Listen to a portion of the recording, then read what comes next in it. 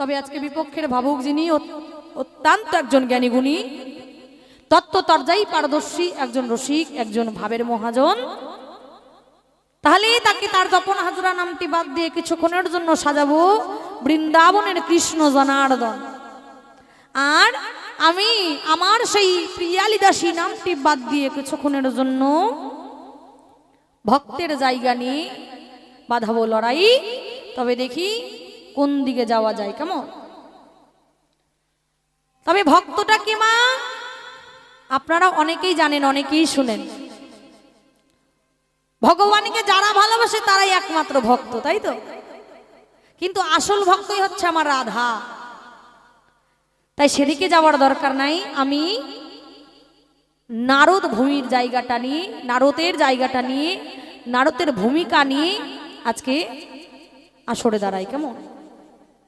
তাহলে আমি নারদ ঋষির ভূমিকা নিয়ে, নারদ একজন পরম ভক্ত, তাই সেই ভক্তের জায়গা নিয়ে ভগবানকে কিছু জিজ্ঞাসা রেখে যাব। তাই গৌর হরিবল একখানে সুর ধরি, দেখি কোন দিকে যাওয়া যায়।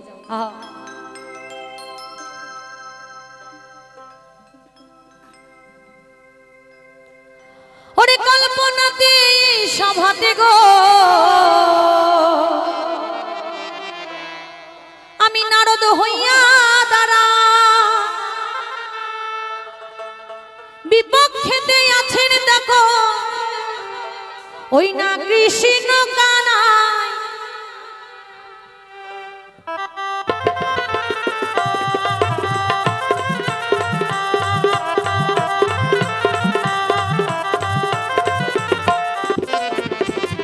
আজকের পালা নারদ এবং কৃষ্ণ হইয়া যায়, সেই জায়গারই পরিচয় দিলাম শুনিলেন সবাই।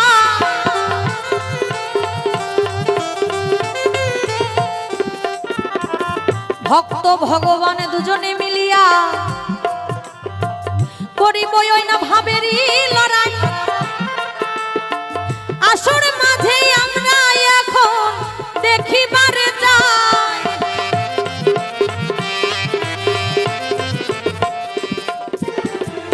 শোনো শোনো গো ভগবান,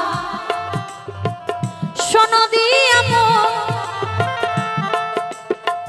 তোমার নিয়ম উল্টা পাল্টা কিসেরই কারণ?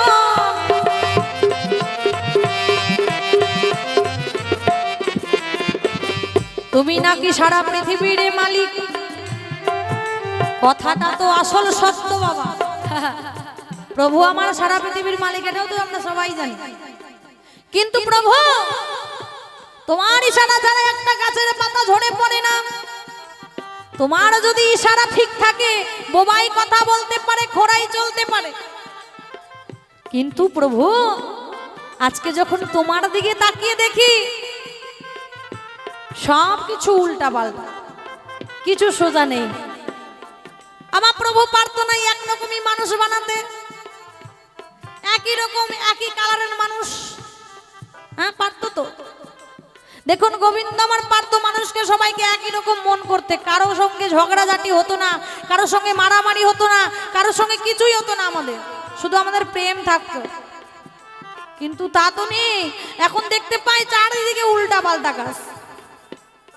কিন্তু সেদিকে তো দেখি মা, প্রভুর দিকে যখন তাকিয়ে দেখি প্রভুরও কাজগুলো সব উল্টা পাল্টা।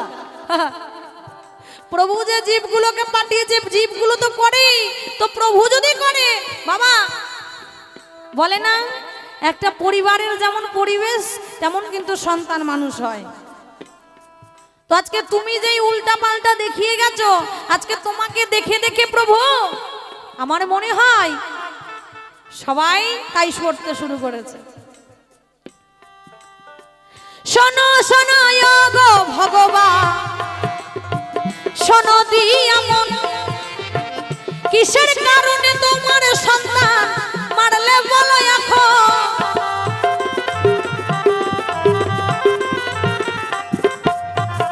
ভগবান নিজেই নিজের সন্তান মারে, তাহলে আমরা তো তারই জীব মা, আমরা কত না ভুল করতে পারি। হ্যাঁ প্রভু আজকে তোমার কাছে বলতে চাই, তুমি কি কারণে তোমার সন্তান মারলে? একটা মা বাবা মা সন্তানের কাছ থেকে সেই ডাকটা শোনার জন্য কত না হাহাকার করে। কিছু মায়ের সন্তান হয়, আবার কিছু মায়ের সন্তান হয় না। সে তারা যে কত কষ্ট পায়, মা বাবা ডাক শুনতে পারে না, তারাই একমাত্র জানে। কিন্তু কত মা বাবা আছে, সন্তান ল্যাংড়া হোক, খোড়া হোক, কানা হোক, চলতে না পারে, বলতে না পারুক, তবুও মা বাবা সেই সন্তানটাকে ফেলে দেয় না। কত মা বাবা সন্তান পাওয়ার পরেও ঠাকুরের কাছে যায়, কার কাছে না, গোবিন্দের কাছে গিয়ে বলে, গোবিন্দ আমি যেন একটা কৃষ্ণ ভক্ত সন্তান পাই, যেন তোমার নাম করতে পারে, যেন তোমায় ভালোবাসতে পারে, আমাদের ভালো রাখতে পারে। আমরা সেই গোবিন্দের কাছেই গিয়ে বলি গো, কিন্তু আমার যখন গোবিন্দের দিকে তাকিয়ে দেখি গোবিন্দই করেছে অন্যায়, নিজের সন্তানের প্রাণ রাখে নাই। তাই গোবিন্দ আমি তোমায় বলতে চাই, মানে এই যে প্রভু তোমার কাছে আমরা সন্তান চাই, আর তুমি যে তোমার সন্তানটা মারলে, এই সন্তানকে মেরে তুমি তোমার জীবদের কি বা শিক্ষা দিলে? মানে কথাই আছে না, মা প্রভু ভুল করলেও লীলা, আর মানুষ ভুল করলে কিলা।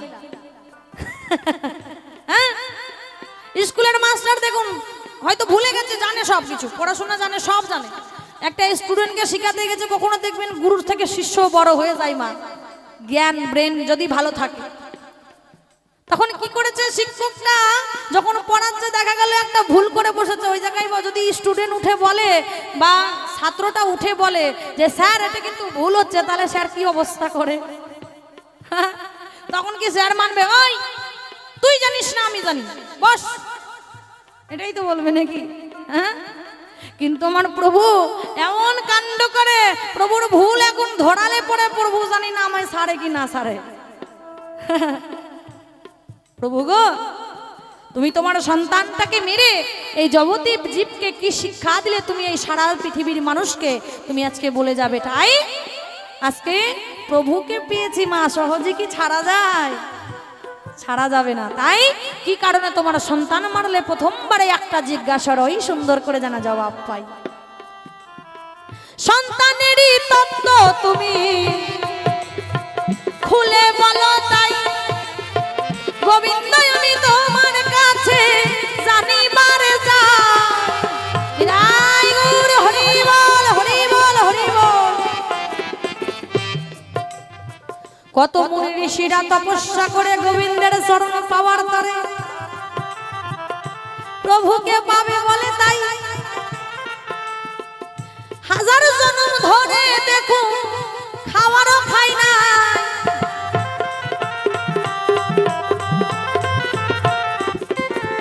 কত মুনি ঋষি যোগীরা তপস্যা করে, সাধারণ ভক্ত তো বাড়ি বাড়ি করি, তাই না, গোপাল পুজো করি, ভালোবাসি, ঠাকুরকে ডাকি, কিন্তু যখন তাকিয়ে দেখি ওমা আমাদের মহাকুম্ভ মেলা গেছে না, হ্যাঁ, সেই কুম্ভ মেলায় কত সাধুকে দেখা গেছে, হাত তুলে রয়েছে নাকি 12 বছর ধরে, 15 বছর ধরে, গোবিন্দকে পাবে বলে হাতটা এরকমই হয়ে গেছে, দাঁড়িয়ে গেছে, হাত আর নামে না। তাহলে সেও গোবিন্দকে পাওয়ার জন্য সাধনা করছে। কত সাধু আছে না খেয়ে 12 বছর থেকে গেছে, কিছু না খেয়ে গোবিন্দকে পাবে বলে। আবার কত সাধু আছে কাঁটাই মধ্যে শুয়ে গড়াগড়ি খায়। আবার যারা রয়েছে নাগা সাধু, তাদের তো বাবা জীবনটাই ছাই। কেন বলুন তো? তারা নিজেকে, নিজের লোভ লালসা সবকিছু পুড়িয়ে, আশা ভরসা সবকিছুকে পুড়িয়ে, নিজেকে চিতার মধ্যে আগুনে পুড়িয়ে একবার, তারপরে আবার সোনা করার মতো বার করে। বাবা দেখবেন তো খাঁটি সোনা কখন হয় গো? যখন আগুনে পুড়ে সোনাটা বেরিয়ে আসে। তেমনি যারা নাগা সাধু, তাদের জীবন, মানুষ অনেকে হাসে মা, যে ওরা সবার সামনে এরকম হয়ে ঘুরে বেড়াচ্ছে, মা গো, তারা নিজেকে পুড়িয়ে আজকে খাঁটি সোনা বানিয়েছে সবারই মঙ্গলের জন্য, প্রভুকে পাবে বলে। হরি বল, রাধে রাধে। তাই আজকে প্রভুকে পাওয়ার জন্য এত এত কষ্ট করে জীব।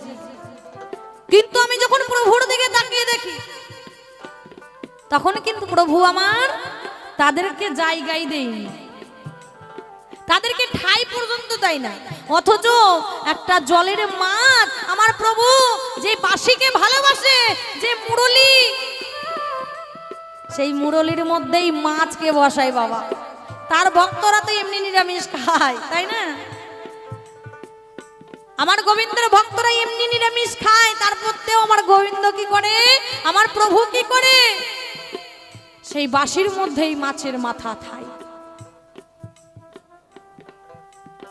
কত মুনি ঋষিরা দেখো যুগ যুগান্তর ধরে তোমার চরণ পাওয়ার তরে সাধনা যে করে, তোমার চরণ পাই না কেন বিশ্বের চরাচরে।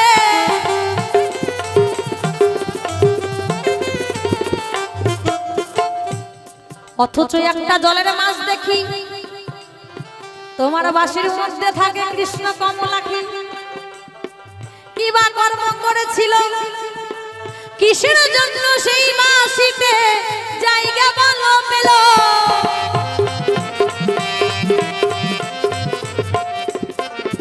প্রভু আমা, যারা বেশিরভাগ দেখবেন সত্যিকারে ভক্ত হয়ে গেছে তারা কিন্তু নিরামিষ খায়, খায় না? হোক বা না হোক মন থেকে পরিষ্কার, কিন্তু ভক্ত হয়েছে আমি নিরামিষ খাই বলে না। আমি গোবিন্দের ভালোবাসি গোবিন্দকে, তাই আমি নিরামিষ খাই, গোবিন্দের পুজো প্রার্থনা করি, কিন্তু ওরা নিরামিষ খায়। আর বাঁশির মধ্যে যে গোবিন্দের মাছের মাথা থাকে, গোবিন্দ নিরামিষ না আমিষ। গোবিন্দ প্রভু তোমাকে আজকে বলতে চাই, তোমার বাঁশির মধ্যে যে মাছের মাথা থাকে তুমি নিরামিষ না আমিষ, তোমার মুখ দিয়ে আজকে শুনতে চাই। কি মা, তাই তো? নিরামিষ খেলেই শুধু ভগবান পাওয়া যায় নাকি নিরামিষ না খেয়েও পাওয়া যায়? হ্যাঁ, অনেকে আছে ভাবে নিরামিষ খেলে বুঝি ভগবান পাবো। ভগবান নিজেই তো মাছের মাথা বাঁশির মধ্যে রাখে, তাহলে নিরামিষ কেন খাবো আমরা? তাহলে তুমি আজকে আমার কাছে বলে যাবে প্রভু তোমার বাঁশির মধ্যে মাছের মাথাটা এলো, সেটার থাকার পরেও তুমি নিরামিষের কিছু কথা খুলে বলো। নিরামিষ খেলেই কি ভগবান পাওয়া যায় নাকি নিরামিষ না খেয়েও পাওয়া যায়? আদেও তুমি নিরামিষ না আমিষ? নিরামিষের তত্ত্ব কথা গো বলো আমার ঠাই, কৃষ্ণ তোমায় আজকে কিন্তু সারা সারি না। রাধা গোবিন্দ প্রেমানন্দ সবাই মিলে হরি বল হরি বল। এই তো তোমার কাছে দেখো জিজ্ঞাসা রইয়া যায়, আরেক জায়গার কথায় আমি বলিবারে যাই।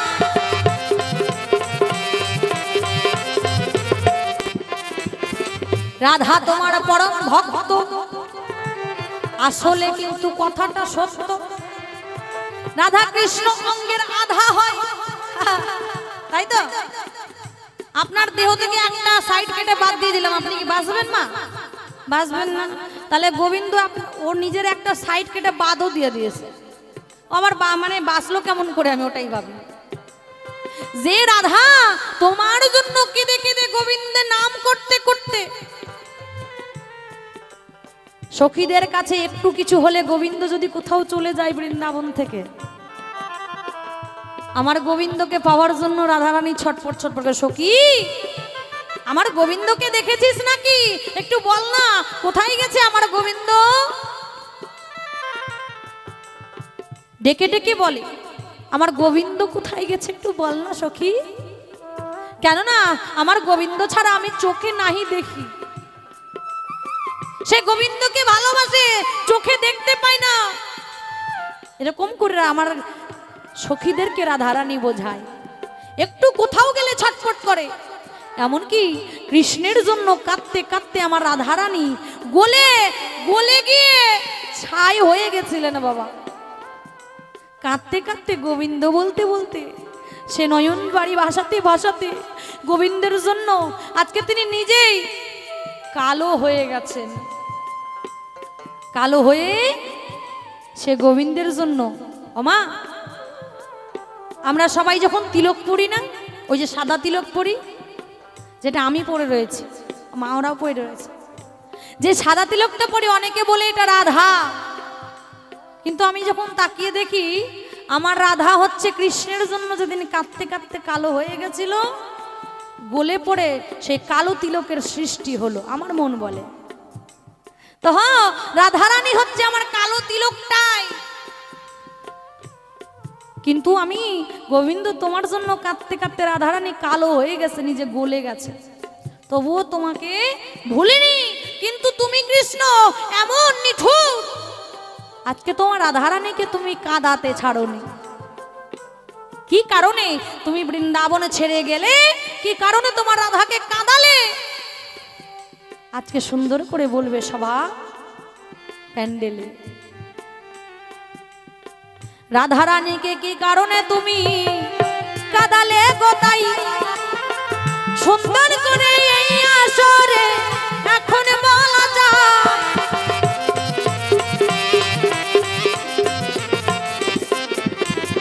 বৃন্দাবনবাসীরা তোমার জন্য সবাই পাগল, রাধারানী আরো পাগল।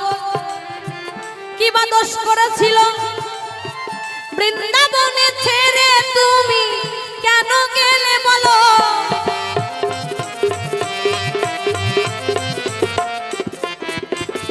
এই তো কয়েকখানা জিজ্ঞাসা তোমার কাছে করে গেলাম দান, ধরে ধরে এক এক করে করো সমাধান।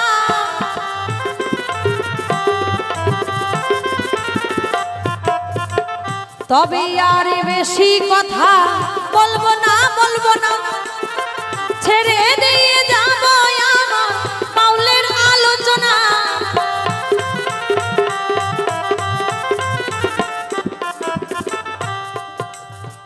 তবে আর বেশি কথা বলবো না, বলবো না, ছেড়ে দিয়ে যাবো আমার বাউলের আলোচনা। আজকের পালা ভক্ত ভগবান হইয়া যায়, সুন্দর করে আসরে মাঝে দিলাম পরিচয়। কয়েকখানা জিজ্ঞাসা করে গেলাম দান, সুন্দর করে ধরে ধরে করো সমাধান। প্রথমবারে তোমার কাছে জিজ্ঞাসা রইয়া যায়, কি কারণে বাঁশির মধ্যে মাছের মাথা তাই? তারপরে তাহার কাছে দেখিবারে পাই কৃষ্ণ নিজের সন্তান কিন্তু মেরেছিল তাই। কিবা কারণে সন্তানটারে মারলে বলো তাই? আজকে কিন্তু গোবিন্দ সারাসারি নাই।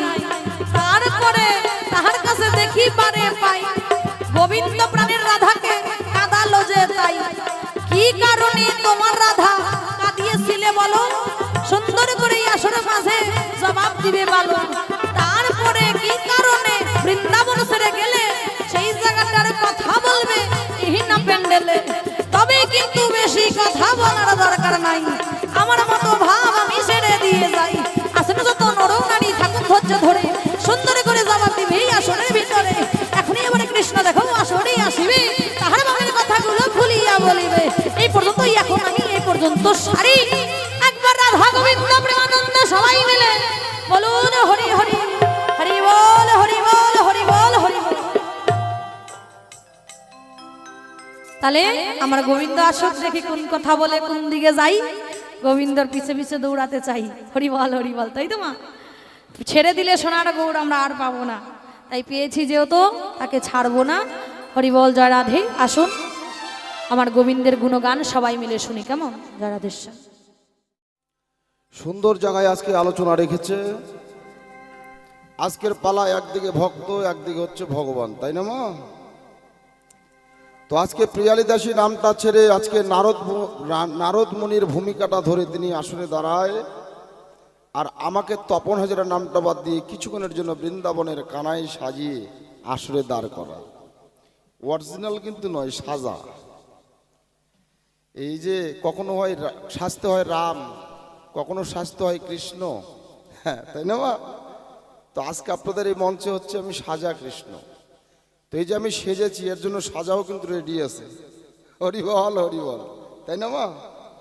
তো যাক, আজকে ভগবানের পক্ষের উকিল হয়ে একদিকে আমি দাঁড়াবো, আর উনি যা জিজ্ঞাসা করে গেছে এক এক করে আমি উত্তরগুলো দেওয়ার চেষ্টা করব।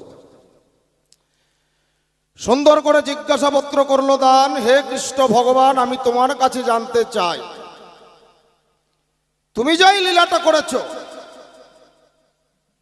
এই লীলা দেখে আমার মাথা ঘুরে যায়। কেমন মাথা ঘুরে যায়? বলছে তোমার ভক্ত যারা নিরামিষ খায় তারা, তাই তো মা? তাহলে তোমার ভক্ত মানে কৃষ্ণ ভক্ত, কতটা সত্য? নারদ মুনি আমার কাছে ডেকে ডেকে কয়, বলছে কানাই তোমার ভক্ত যারা নিরামিষ খায় তারা, অথচ একটু দেখি তুমি যে এই বাঁশিটা বাজাও সেই বাঁশির মধ্যে দেখি মাছ খারা। কারণটা কি? কৃষ্ণ ভক্ত যারা নিরামিষ খায় তারা, তাই তো বাবা? তাহলে কৃষ্ণ ভক্তকে আমরা চিনবো কেমন করে? যারা তিলক কাটে, যারা হরিনাম করে, যারা মালা জপে, যারা চৈতন্য রাখে। এই যে আমার মায়েরা তিলক কেটে বসে আছে, তাহলে আমরা তাদেরকে দেখলেই বুঝতে পারি যে এটা কৃষ্ণ ভক্ত। তাহলে কৃষ্ণ ভক্ত যারা নিরামিষ খায় তারা, ওর সামনে যদি মাছও নিয়ে যায় তা কবে দূর কর, দূর দূর দূর দূর। হ্যাঁ তাই না মা? মাছের গন্ধ লাগতেছে, তুই দূরে নিয়ে যা বাবা। তাহলে ভক্ত। তাহলে কানাই তোমার ভক্তরা খেলে দোষ আর তুমি খেলে দোষ নাই। তুমি খাও কি না খাও আমার জানা নাই, কিন্তু তোমার বাঁশির মধ্যে থাকে। যুগ যুগান্তর ধরে কত মুনি ঋষিরা তপস্যা করে তোমার চরণ পাবে বলে, তাহলে তুমি তাদেরকে দেখা দাও না। আর যে জীবটা জলের মধ্যে থাকে বলি তোমার ফাঁকে, এমন কি কর্ম করলো যে বাঁশির মধ্যেই জায়গা পেল? একটা প্রশ্ন হয়ে গেল। দ্বিতীয় প্রশ্ন করলো দান, তুমি সন্তানকে মেরে জগৎকে কি শিক্ষা দিলে একটু আমার কাছে করো সমাধান। একটা সন্তানের জন্য কত মা কত বাবা মন্দিরে গিয়ে কান্না করে, আঁচল পেতে দিয়েছে, মা হে দয়াল হরি আমাকে তুমি সব দিয়েছো, আমি যেন মা ডাক শুনতে পারি, তাই না মা? যাদের ঘরে সন্তান নাই কত জায়গায় মানত করেছে, তার হিসাব আছে যে আমার ঘরে একটা সন্তান দিও, তাই না মা? তাহলে সন্তানের জন্য কত মা কত বাবা, কত ডাক্তার, কত কবিরাজ, কত মন্দিরে গিয়ে কান্নাকাটি করে আমার ঘরে যেন একটা সন্তান আসে। তাহলে কানাই এই সন্তানের জন্য কত মা কত বাবা প্রার্থনা করে, আর তুমি জগৎ পিতা হয়ে কি করলে? নিজে হাতে সন্তানকে জন্ম দিলে, আবার কি করলে? ওই সন্তানকে তুমি গলা টিপে মেরে দিলে। তাহলে তোমার নিজের সন্তানকে মেরে তুমি জগৎকে কি শিক্ষা দিলে? প্রত্যেকটা মা প্রত্যেকটা বাবা ছেলে মেয়েকে মারে। এই যে দুটো বাচ্চা আপনার সম্মুখে আছে, ধরে নেন ওর মা এখানে আছে, এখানে কৃষ্ণ কথা হচ্ছে, দুইটা বাচ্চা যদি এখানে ওই মারামারি করে, খেলাধুলো করে, দুষ্টুমি করে, তাহলে মা বাবা তাকে মারবে না মা? তাহলে মা তখন কি করে? এই ছেলে দুষ্টুমি করছিস, দিব একটা চর। দেখেন চরটা কত জোরে উঠিয়েছে। এবার ছেলের গায়ে যখন পড়ে ছেলেকে লাগে না, কিন্তু কান্না করে দেয়। কিন্তু কি মেরে দিয়েছে? মারে নাই। তাহলে মারের মধ্যে কত স্নেহ, কত ভালোবাসা, কত প্রেম। কানাই তুমি তো এরকম সন্তানকে মারো নাই। প্রত্যেকটা মা প্রত্যেকটা বাবা ছেলে মেয়েকে মারে, কিন্তু তুই এমন ভাবে মারলে আর জীবনেই থাকলো না, জন্মের মতন মাইরে দিস। তাহলে তুমি সন্তানকে মেরে জগৎকে কি শিক্ষা দিলে? সুন্দর করে আমার কাছে একটু যাবে বলে। কেমন? অসুবিধা নাই, ছোট্ট একটা গান ধরতে চাই, জবাবটা দিতে চাই। হরি বল হরি বল হরি বল। আজকে যার সঙ্গে আমার গান, নারদ তো সবার সঙ্গে পারা যায়, মাই নারদের সঙ্গে পারা খুব মুশকিল। ওর নাম হচ্ছে নারদ, ও নিজেকে মনে করছে আমি কত বড় মরদ। এটা আমার কথা না, ও ভাবতে পারে। হরি বল হরি বল। তো যাই হোক, অসুবিধা নাই, একটা গান ধরতে চাই, জবাবগুলো দিতে চাই। সুন্দর জায়গায় জিজ্ঞাসা রেখেছে, হরি বল হরি বল হরি বল। জবাবগুলো দিতে চাই পাশাপাশি, উত্তরগুলো হবে তোমার নাকি? হয় বাবা? কয় তোমার ভক্তরা খেলে দোষ আর তোমার হাতে থাকলে দোষ নাই। ও নারদ, মানে ভাষা যদি কেউ না বোঝে তাহলে কি আর জোর করে বোঝানো যায় মা? আগে ভাষাটা বুঝতে হবে, তাই না? ভগবানের কাছে যেতে গেলে, সেটা মানুষ হোক আর পশু হোক, ভগবানের কাছে যেতে গেলে আগে পরীক্ষা দিতে হবে। পরীক্ষা ছাড়া চরণ মেলে না। এইভাবে কি হরি বল হরি বল হরি বল। তুমি যাহা বলে গেলে আমি ভুলি নাই, আমি এক এক করে ধরে ধরে আমি জবাব দিতে চাই।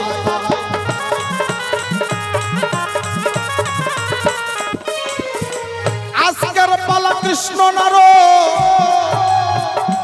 ওই না শুনিলেন সবাই, তিনটা জিজ্ঞাসাই আমার কাছে এখন করে যায়।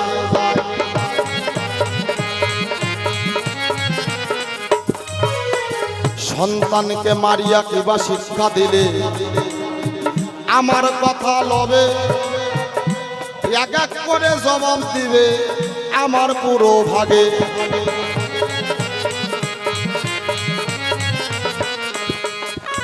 তোমার বাঁশির মধ্যে মাছ দেখা যায় গো, কিসেরই কারো সুন্দর করে জবাব দিও তুমি কৃষ্ণ জনার্দন।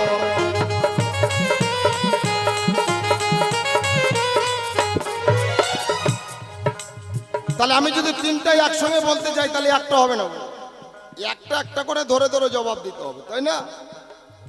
তাহলে ভগবানের বাঁশির মধ্যে মাছ কেন গেল? এখানে একটা কারণ আছে। কারণটা কি?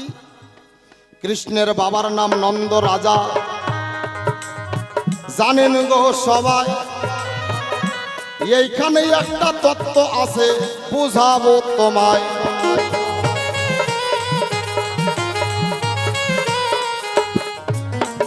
কৃষ্ণ ভগবানের বাবার নাম হচ্ছে নন্দ রাজা।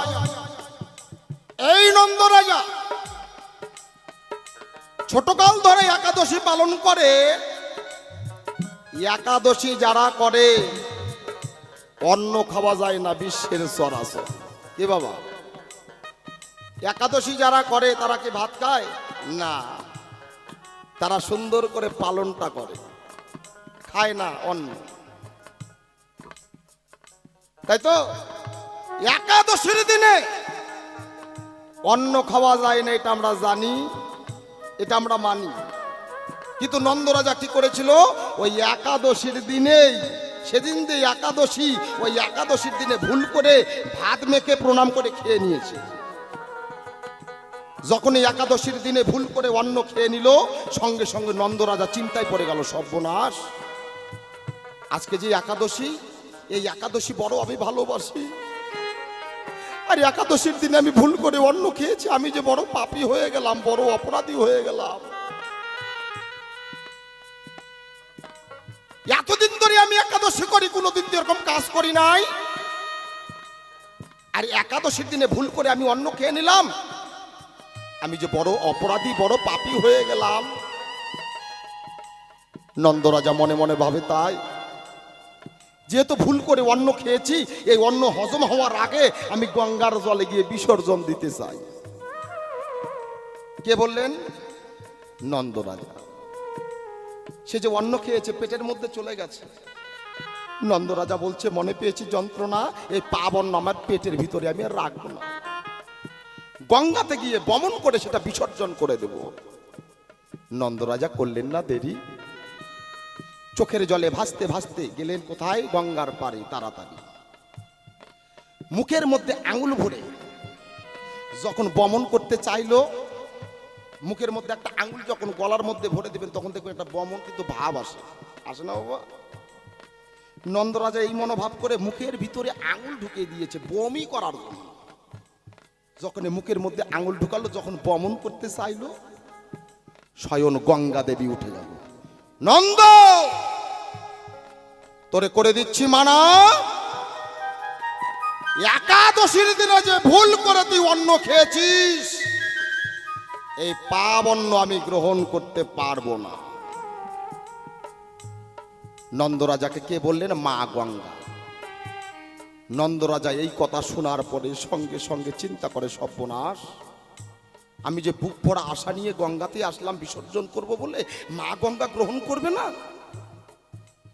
দেখছেন মা, একাদশী করলে, অন্ন খেলে কতটা পাপ হয়, কতটা অপরাধ হয়। মা গঙ্গা সেই অন্ন গ্রহণ করতে যাচ্ছে না। নন্দরাজা বলছে, মা তুমি গ্রহণ করবে না? বলছে, না, আমি সব পাপের ভাগ নিতে পারি, কিন্তু এই পাপের ভাগ আমি কখনো নেব না, তুমি ফিরে যাও। নন্দরাজা চোখের জলে ভাসতে ভাসতে উপরে যখন উঠে এলেন, নন্দরাজা বলছে, মা গঙ্গা গ্রহণ করে নাই, তাতে আমার দুঃখ নাই। মনে আছে ভাবো, এই পা বর্ণ আমি বসুমতী মাকে দেব।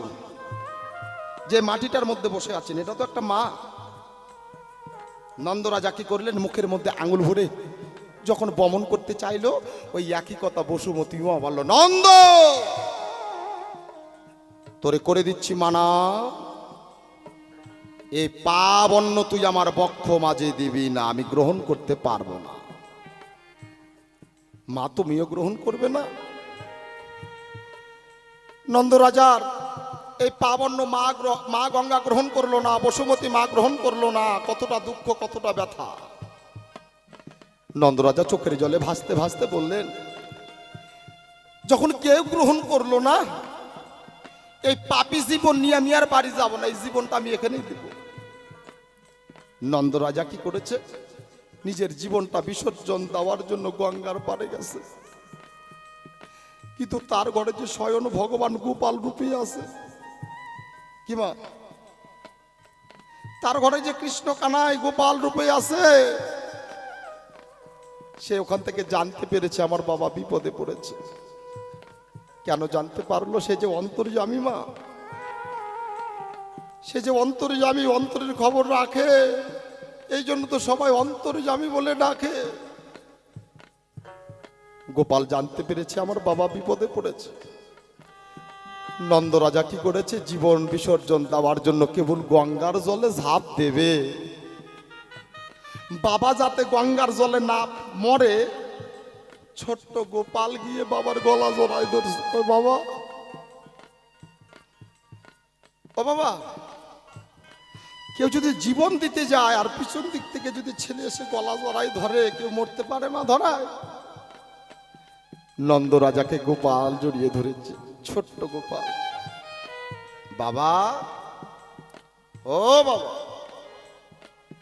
তুমি একজন রাজা, সকলে তোমার কত প্রজা, আর রাজার মুখের দিকে যখন তাকাই নয়নের জল ছাড়া কিছু নাই, তোমার কিসের দুঃখ বাবা?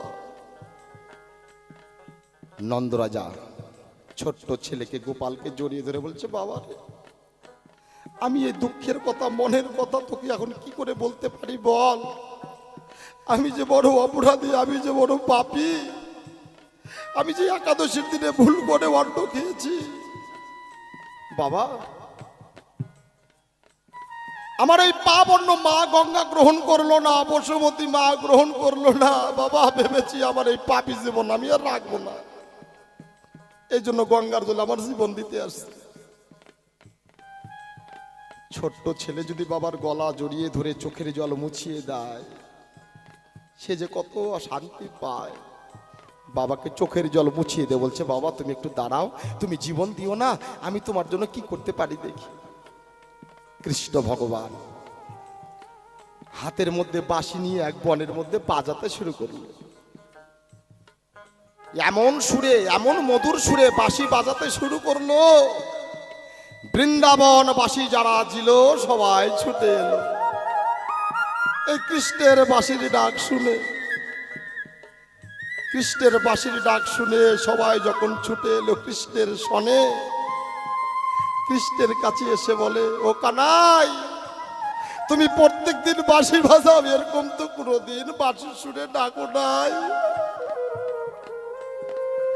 বলো না, আমরা যে তোমার ডাকের জন্য কত আশায় আছি কানাই, বলো কিসের জন্য আমাদের ডেকেছো? কৃষ্ণ ভগবান বললেন, ওগো বৃন্দাবনবাসী, আমি কৃষ্ণ কালো শশী, তোমাদের আমি খুব ভালোবাসি। আমার কথা নেবে? আমার বাবার একটু পা বর্ণটা তোমরা যদি কেউ গ্রহণ করো, আমি কথা দিচ্ছি তোমরা যা চাইবে আমার কাছ থেকে তাই পাবে। আমি রাজার ছেলে, তোমাদের রাজা, তোমরা সকলে প্রজা। আমার বাবার যদি এই পা বর্ণটা তোমরা কেউ গ্রহণ করতে পারো, আমি কথা দিচ্ছি তোমরা যা চাইবে আমার কাছ থেকে তাই পাবে। বৃন্দাবনবাসীরা আঙুল তুলে দেখিয়ে বলেন, কানাই, ও কানাই, তুমি জানো না একজনের পাপ আর একজন নিতে পারে না? নেবে মা? একজনের পাপ একজন নেবে? নেবে না। বৃন্দাবনবাসীরা আঙুল তুলে কৃষ্ণকে বলছে, কানাই তুমি জানো না একজনের পাপ একজন নিতে পারে না? তোমার বাবা একাদশীর দিনে অন্ন খেয়েছে আর সেই পাপ অন্ন আমাদের গ্রহণ করতে বলছো? না না না না না না না না, আমরা পারবো না। এক এক করে সবাই চলে গেল, মা কেউ থাকলো না। যিনি গোলকের হরি কৃষ্ণ রূপে এসেছেন তিনি এক গাছতলায় বসে কৃষ্ণ কানায় কাঁদছে। হায় রে জি, যখন মাতৃগর্ভে ছিলে কতবার ডেকেছিলে মানুষগুলো আসার জন্য, বিপদে যখন পড়ো কতবার ডাকো। আজকে আমি তোমাদের কাছে কিছু চাইলাম, তোমরা আমায় চিনতে পারলে না, কিছু দিতে পারলে না। এই ভগবান কান্না করছে। এই ভগবানের চোখের জল দেখে গঙ্গার বাহন মকর মাছ ও জল থেকে উঠে এসেছে। এটা জলের পোকা বাবা, সে জলের মধ্যে থাকে, অবলাজি। ভগবানের চোখের জল দেখে মকর মাছ ছুটে এসেছে, বলছে কানাই, ও কানাই, তোমাকে কেউ চিনুক চা না চিনুক, আমি তোমাকে ঠিক চিনেছি, তুমি সেই গোলকের হরি। আমি তোমাকে ঠিক চিনেছি, তুমি সেই গোলকের হরি, কৃষ্ণ রূপে এসেছো তুমি বরাবর। এই দাপর যুগে হয়েছে তুমি কি বংশী বিহারী। কানাই, আমি তোমাকে ঠিক চিনেছি, তুমি সেই হরি।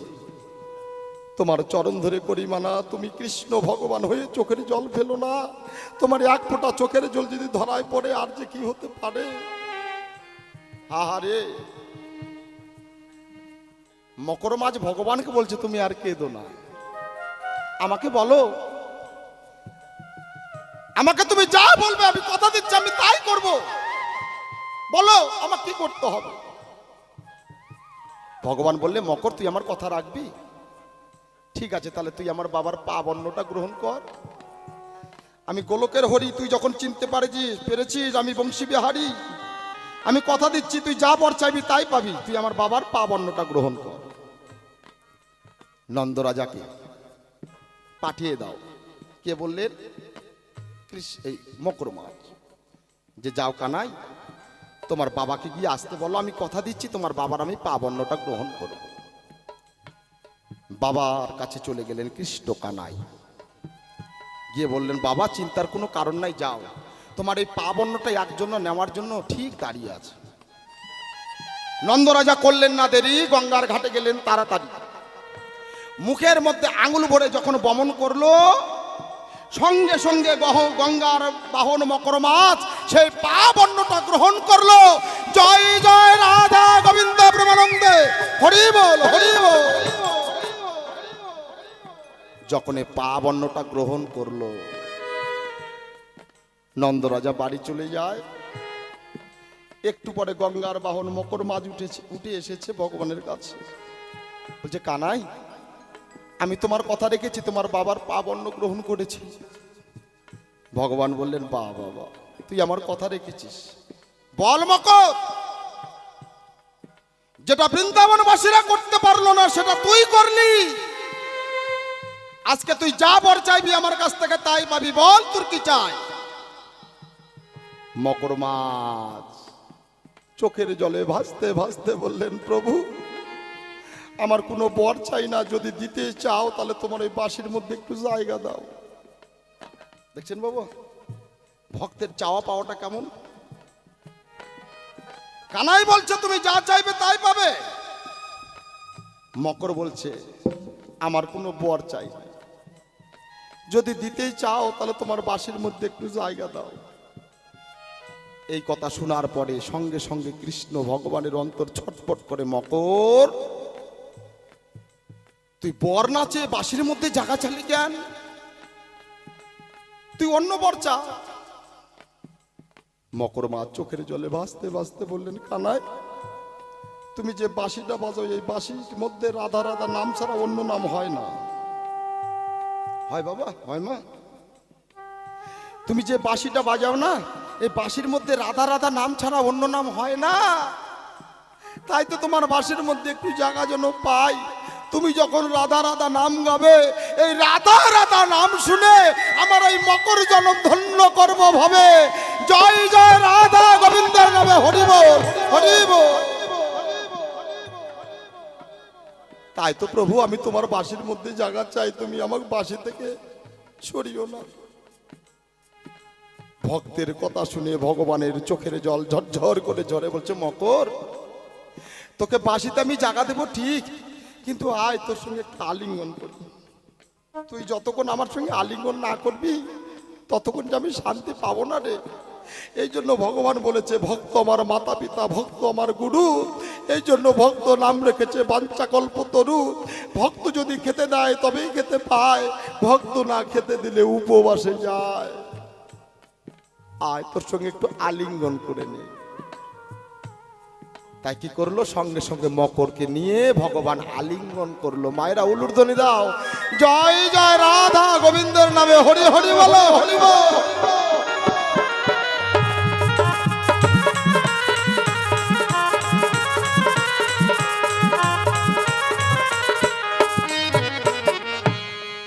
শোনো নারদ, ভগবান কোনোদিন মাছ খায় না। ভগবানের কাছে যেতে গেলে আগে পরীক্ষা দিতে হয়। কি বাবা, এই সুযোগটা তো সবাইকে দিয়েছিল, কেউ নিতে পেরেছে কি? সবাই চলে গেছে, কিন্তু মকর মাছ কথা রেখেছে, ওই জন্য জায়গা পেয়েছে। এই জন্য ভগবানের কাছে যেতে গেলে পরীক্ষা দিতে হবে। পরীক্ষা ছাড়া শরণ মেলে না, এই না যে ভবে।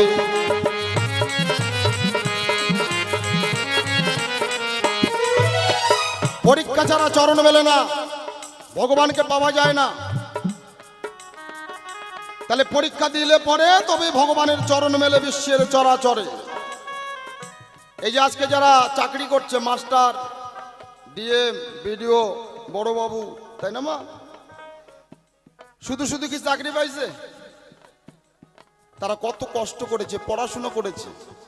পড়াশুনো করে ইন্টারভিউ দিয়ে পরীক্ষায় পাশ হয়েছে, তবেই কিন্তু তাকে চাকরিটা দিয়েছে। এখন যদি একটা মূর্খ ছেলে গিয়ে বলে আমিও কেন চাকরি পাইলাম না, ও মানুষ আমিও মানুষ, কি বাবা হবে? হবে মা? তাহলে ওই সিট পেতে গেলে পরীক্ষা দিতে হবে। শোনো শোনো নারদ মুনি, বুঝালাম তোমারে।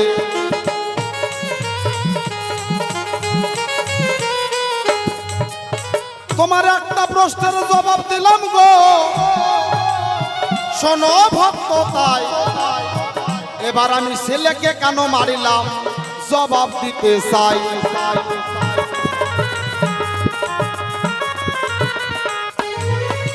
ছেলেকে মারিয়া কিবা আনন্দ পেলাম, আমায় বলে গেল নিজের সন্তানকে মারলে তুমি কেন জবাব দিবে ভালো।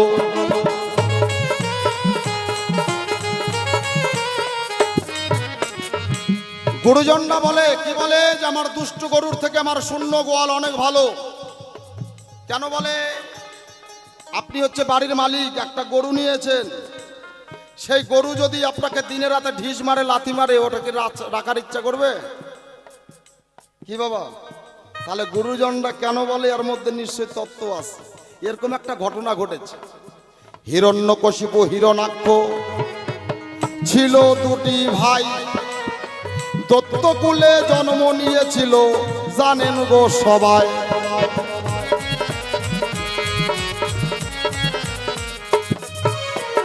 তারা দত্তকুলে জন্ম নিয়েছিল গো, আমরা জানি গো যে তাই। ব্রহ্মার কাছে বর পেয়ে নিজেকে নিজেকে ভগবান মনে করে, এই না ধরায়।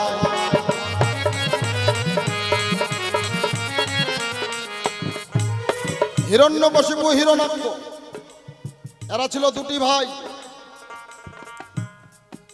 ব্রহ্মার কাছে বর পেয়ে নিজেকে নিজেকে ভগবান মনে করে ধরায়। ব্রহ্মার কাছে এমন বর পেয়েছে যে দেবতারা যুদ্ধ করতে আসলে দেবতারাও আর পারে না বাবা, ভয়ে চলে যাচ্ছে।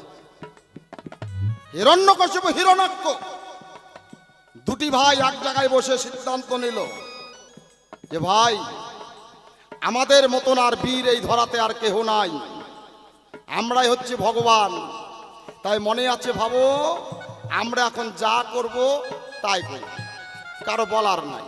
দেবরাজ ইন্দ্র শুদ্ধে ভয়তে পালিয়ে যাচ্ছে। চারটেখানি কথা মা, যিনি দেবতাদের রাজা সেও পালিয়ে গেছে, এতটাই শক্তিশালী হিরণ্যকশিপু হিরণাক্ষ। কি বলি আপনাদের ঠাই, হিরণ্যকশিপু হিরণাক্ষ একদিন দুই ভাই মিলে বসে আছে, আর বসুমতী মা এই যে মাটির মধ্যে বসে আছে, বসুমতী মা ওর রূপ দেখে হিরণ্যকশিপু হিরণ্যাক্ষ পাগল হয়ে গেছে। নারী রূপ দেখিয়া পাগল হলো অসুরগুলো। তাই এইখানে একটা ঘটনা ঘটেছিল, বুঝাবো তোমায়।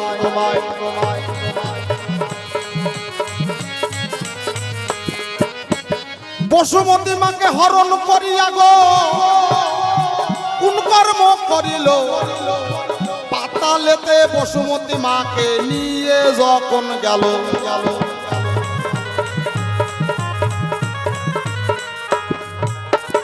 বসুমতী মাকে নিয়ে পাতালে গেছে। এখন বসুমতী মাকে যখন পাতালে নিয়ে গেছে, বলি আপনাদের কাছে, বসুমতী হা হা কৃষ্ণ কৃষ্ণ বলে কাঁদছে। হে দয়াল হরি, তুমি আমার কথা ধরো, আজকে এই অসুরের হাত থেকে তুমি আমাদের রক্ষা করো।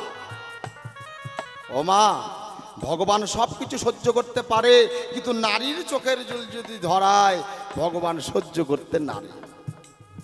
যখন বসুমতী মা ডাকলো, সঙ্গে সঙ্গে ভগবান কি করলো, ভগবানের রূপটা ছেড়ে দিয়ে বরাহ রূপ ধরলো।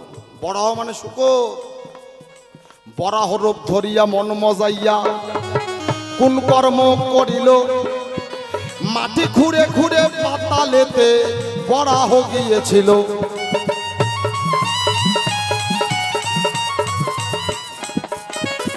ওই বরাহের দাঁত দিয়া গো বসুমতী মাতাকে উদ্ধার করে। তাই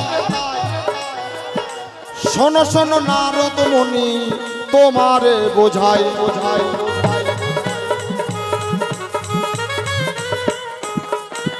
কি করেছিল ভগবান, ভগবানের রূপটা ছেড়ে দিয়ে বরাহ রূপ ধরে মাটি খুঁড়ে খুঁড়ে পাতালে গিয়ে বসুমতী মাকে রক্ষা করেছিল। এইবার ইনার প্রশ্ন যে তুমি সন্তানকে মারলে কেন? ও মা, ওই যে ভগবানের রূপটা ছেড়ে দিয়ে যেদিন বরাহ রূপ ধরলো, ওই মাটি খুঁড়ে খুঁড়ে যখন পাতালে যায়, ওই বরাহের এক ফোঁটা লালা পড়লো মৃত্তিকায়। যখন ওই লালা পড়লো, বসুমতী মা ওই ভগবানের লালাটা অমৃত মনে করে সেটা পান করলো। অমৃত খেলো, ভালোই করলো। ঋতুবতী মা বসুমতী মা ছিল। আপনাদের জানাই, ওই লালা দিয়ে সন্তানের জন্ম হলো, জানেন গো সবাই।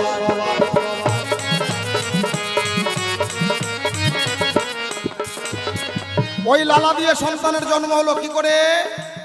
ওই বরাহের লালা যখন এক ফোঁটা পড়লো, সেটা বসুমতী মা অমৃত ভেবে সেটা খেলো। তো খেলো খেলো, ভালোই করলো, কিন্তু বসুমতী মা ঋতুবতী ছিল। এখন ওই লালা যখন খায়, ওই লালা দিয়ে একটা সন্তানের জন্ম হয়। সন্তানের নামটা হলো নরকাসুর।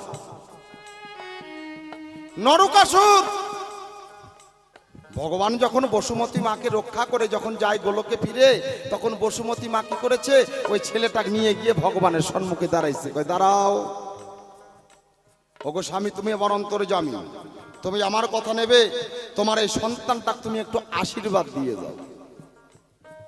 ভগবান বলছে, আমার সন্তান মানে? আমার সন্তান আমি জানলাম না, আমার সন্তান হলো কেমন করে? বলছে, তুমি যেদিন মাটি খুঁড়ে খুঁড়ে পাতালে গিয়েছিলে, তোমার এক ফোঁটা লালা পড়লো, ওই লালা আমি খেলাম, ওই লালা দিয়ে এই সন্তানের জন্ম। ভগবান এখন চিন্তা করে, তাই তো, আমারই অঙ্গ থেকে এই সন্তানের জন্ম। নাম কি? বলছে নরকাসুর। কি পর? বলছে কি আশীর্বাদ চাই? বলছে এই সন্তানটার জন্য কেউ মারতে না পারে, তুমি অমর বর দাও। মা কোনোদিন খারাপ বর চাই সন্তানের জন্য? বসুমতী মা ছল করে ভগবানকে বলছে কি, যে তুমি আমার কথা নাও, আমার এই সন্তানটাকে আশীর্বাদ দাও, এই সন্তানটার জন্য কেউ মারতে না পারে। ভগবান বলল, ঠিক আছে, কথা দিলাম, আশীর্বাদ দিলাম। এমন কোন যোদ্ধা নাই, এমন কোন বীর নাই যে সন্তানটাকে মারতে পারবে, একমাত্র আমি ছাড়া। ভগবান তো বর দেওয়ার আগে একটা তো ফাঁক রাখে মা। এই জন্য ভগবান কি করলো, নরকাসুরকে বর দিল, কিন্তু এক জায়গায় ফাঁকা রেখে দিল। কেন? যে কেউ, কোনো যোদ্ধা, কোনো বীর এই সন্তানটাকে মারতে পারবে না, একমাত্র আমি ছাড়া। যখন কৃষ্ণ ভগবান এই কথা বললেন, বসুমতী মা বললেন ঠিক আছে তাই হবে, কিন্তু শোনো আমি যেদিন অনুমতি দিব সেদিন তুমি আমার সন্তানটা মারতে পারবে, তার আগে নয়। ভগবান বলল যেদিন বিপদে পড়বে সেদিনেই আমাকে পাবে। তোমারে জানাই তোমার অনুমতি ছাড়া সন্তানকে মারবো না যে তাই।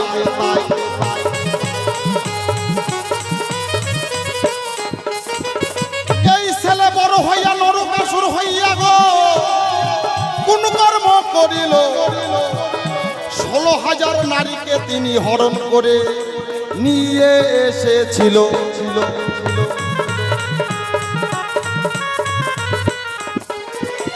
দেখছেন ঘটনাটা কোথায়? ওই ছেলে বড় হলো, বড় হয়ে ত্রেতা যুগের কথা জানতে পারলো যে ত্রেতা যুগে এক ছিল রাজা, যার নাম হচ্ছে রাবণ। সে নাকি 10,000 বিয়ে করেছিল। তাহলে আমি ভগবানের সন্তান, মনে আছে ভাবো আমি একসঙ্গে 16,000 নারীকে বিয়ে করব। 16,000 নারীকে যখন নিয়ে আসলো হরণ করে, গর্ভধারিণী মা গিয়ে ছেলের কাছে বলে বাবা তোরে করে দিচ্ছি মানা, এইভাবে নারীর চোখের জল ঝরাস না, তুই নারীগুলো ছেড়ে দে, মেয়েগুলো ছেড়ে দে। মা ভালো কথা বলতে গেছে, মাকে লাথি মেরে একবার ফেলে দিয়েছে। তাহলে গর্ভধারিণী মাকে যদি এইভাবে কেউ লাথি মারে, কোনো মা কি সহ্য করতে পারে? তখন সেই ছেলেটাকে বলে ওরে কুলঙ্গার ছেলে, মনে পেয়েছি যন্ত্রণা, তুই মরে যা, তোর মতন ছেলে আমার দরকার না। কি মা, ছেলে যদি এইভাবে মাকে মারে, কোনো মা কি সহ্য করতে পারে? তাহলে মাকে মেরেছে, মা সহ্য করে গোবিন্দকে জানিয়েছে। 16,000 নারী নিয়ে এসেছে হরণ করি, তারাও কিন্তু চোখের জলে ভাসছে। এ দয়াল হরি, যদি তোমার কোনোদিন গুণগান করে থাকি, তোমার চরণে ফুল জল দিয়ে থাকি, তুমি আমাদের কথা ধরো, এই 16,000 নারীকে নরকাসুরের হাত থেকে রক্ষা করো। তাহলে 16,000 নারী ডাকলো, গর্ভধারিণী মাও কিন্তু ডাকলো। স্বয়ং ভগবান এসেছে, বসুমতী মাকে বলছে বলো কিসের জন্য ডেকেছো? বসুমতী মা বলছে কানাই, আমি একদিন বর চেয়েছিলাম যে আমি যেদিন অনুমতি দিব তুমি আমার ছেলেকে মারতে পারবে, তার আগে নয়। আমি আজকে অনুমতি দিলাম, তুমি আমার কথা ধরো, আমার এই কুলাঙ্গার ছেলেকে তুমি এই জায়গায় বধ করো। যখনই মা বসুমতী মা অনুমতি দিল, সুদর্শন চক্র দিয়া নরকাসুরকে বধ যে করিল। হৃদয় গোর হরিবল হরিবল, এই জন্য ছেলেকে মারিলাম গো, জানেন গো সবাই, আমি অল্পের মধ্যে জবাব দিলাম, শোনো নারদ গোসাই।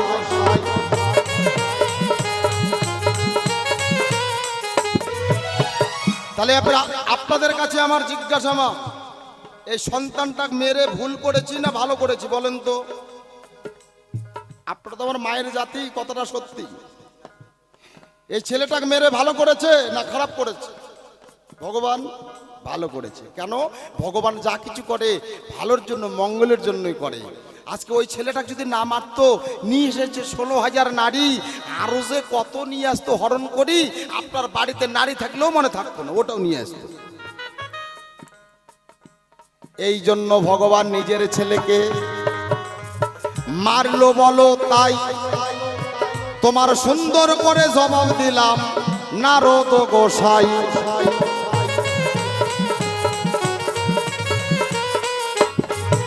তোমার 2টা প্রশ্নের জবাব দিলাম গো, ও গো নারদ মুনি। এইবার তুমি ভুলে গেছো একটা কথা, রাধা রানীকে কাঁদালাম আমি।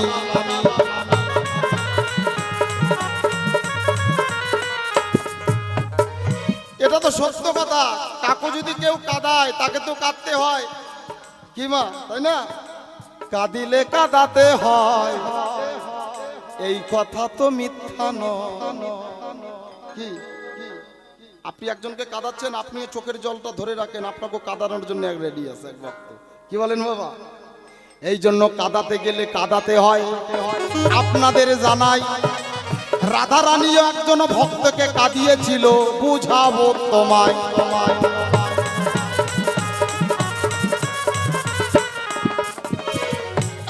তুমি বলে গেছো রাধারানীকে কাঁদালাম কেন গো, তুমি আমায়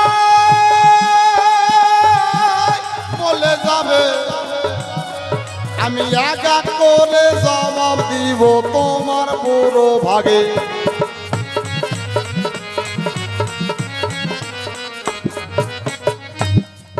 ছোট করে বলতে চাই, ওকে একটু জিজ্ঞাসা করতে হবে নাকি বলেন মা? তাহলে উত্তরটা কোথায়? আপনারা জানেন সবাই রাধারানী কৃষ্ণকে ছাড়া কাউকে ভালোবাসে না।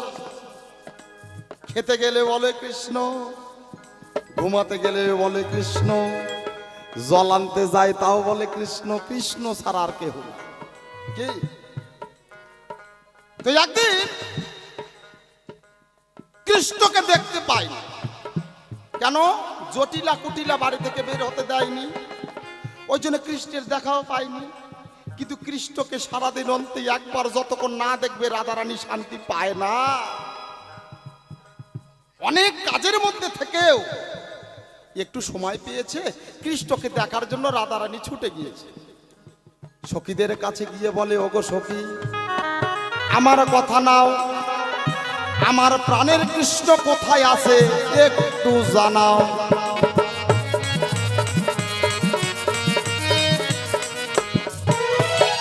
সখীদের বলছে, আমার কৃষ্ণ কোথায় আছে তোমরা বলতে পারো? সখীরা বলছে, না রে রাধে, আমরা তো জানি না, আজকে আমাদের সঙ্গে কৃষ্ণের সঙ্গে দেখা হয়নি। তাহলে সখীদের কাছে বললো জানে না। চলে গেল কোথায়? যেখানে কদম গাছে বসে বাঁশি বাজাতো সেখানেও কৃষ্ণ নাই। যমুনার কোলে কৃষ্ণ যায়, কৃষ্ণ সেখানেও নাই। একদিন শ্রীদামকে সঙ্গে করে নিয়ে, কৃষ্ণ ভগবানের শ্রীদামকে সঙ্গে করে নিয়ে বিরজার কুঞ্জে গেল। এইখানে একটা কথা বলিব, শুনে নিও ভালো।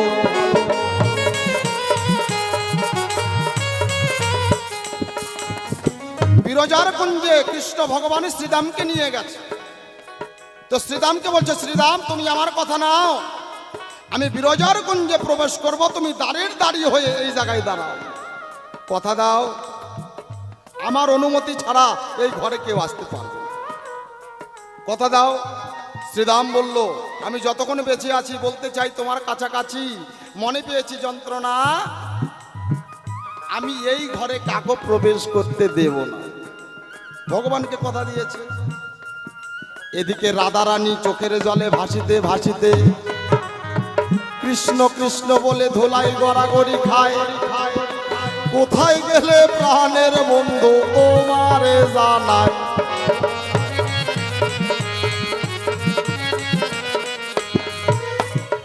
এইভাবে রাধারানী দূর থেকে দেখতে পেল গো, শ্রীদাম দাঁড়িয়ে আছে। সঙ্গে সঙ্গে রাধারানী গেল শ্রীদামের কাছে।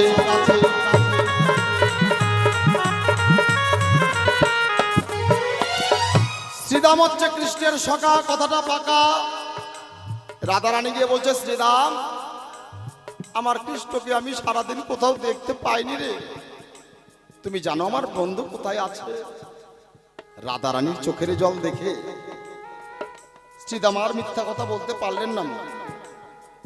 কেন? কৃষ্ণকে যত ভালোবাসে রাধারানীও তত ভালোবাসে। কিন্তু ভগবানকে কথা দিয়েছে, মনে পেয়েছি যন্ত্রণা, এই ঘরে আমি কাউকে প্রবেশ করতে দিব না।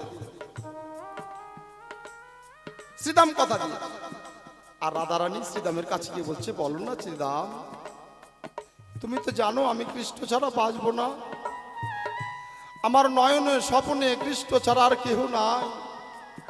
কানাই বলো না, আমি কৃষ্ণকে দূর থেকে একটি বার দেখে চলে যাব। তুমি তো জানো আমি কৃষ্ণ ছাড়া বাঁচতে পারবো না শ্রীদাম। রাধারানীর চোখের জল দেখে শ্রীদাম আর থাকতে পারলো না ফাঁকে। শ্রীদাম বলছে, রাধে, আমি তোমাকে কি করে মিথ্যা কথা বলি? কৃষ্ণ যে বিরজার কুঞ্জে আছে, সত্য কথাটা বলে দিয়েছে। রাধারানী যখন বলে শুনেছে যে আমার কৃষ্ণ বিরজার কুঞ্জে আছে, শ্রীদামকে বলছে, শ্রীদাম তাহলে তুমি একটু দূরে সরে যাও, আমি কৃষ্ণকে দেখি। কিন্তু ভগবানকে যে কথা দিয়েছে যাওয়া যাবে না, সে তো যাওয়া যাবে না, সে যে কথা দিয়েছে। আর রাধারানী বলছে শরণাশ্রী দাম, আমি সারাদিন ধরে কৃষ্ণকে দেখি না, একটিবার দেখবো। শ্রীদামও সরে না, রাধারানীও যেতে পারে না। শ্রীদাম, শুনতে পাচ্ছ না? আমি কৃষ্ণকে দেখবো, তুমি আমার দ্বার ছেড়ে দাও। দ্বার ছাড়ে না, রাধারানীও যেতে পারবে না।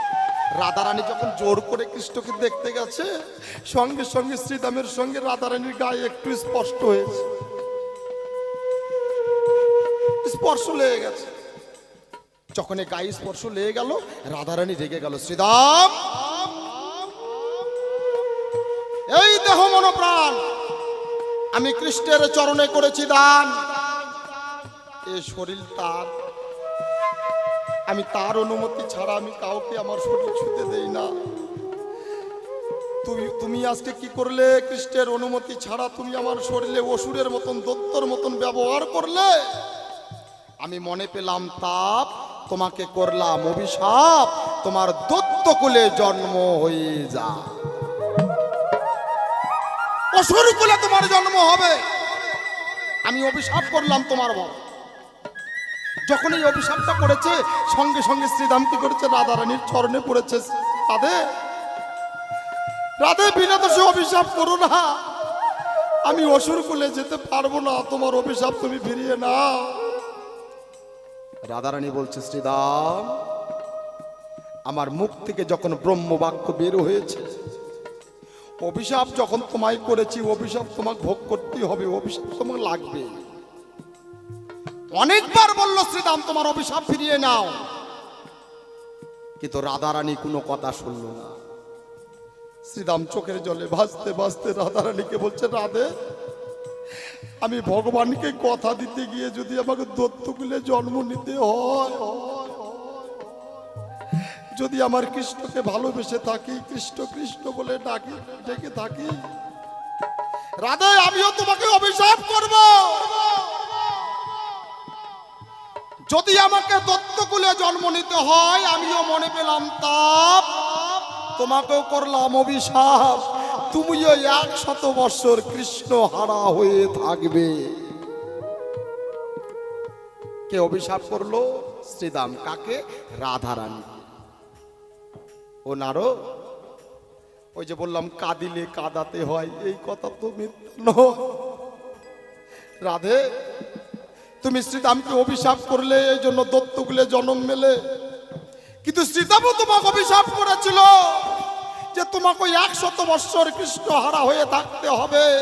এই জন্য শ্রীদামের কথাটা রাখার জন্য বৃন্দাবন ছেড়ে আমি চলে গিয়েছিলাম, কিন্তু বৃন্দাবন তো ছেড়ে যায়নি। কি মা, বৃন্দাবন আমি ছেড়ে যাইনি, তুমি আমাকে দেখতে পাওনি, কিন্তু বৃন্দাবন তো আমি ছিলাম। কি বাবা, আমি বৃন্দাবন ছেড়ে কোনোদিন যাইনি, কিন্তু তুমি আমায় দেখতে পাওনি রাধারানী। কেন? ওই যে শ্রীদাম অভিশাপ করেছিল বলে আমি দূরে ছিলাম, তাই এই জন্য 100 বছর পাও নাই দেখা। তাই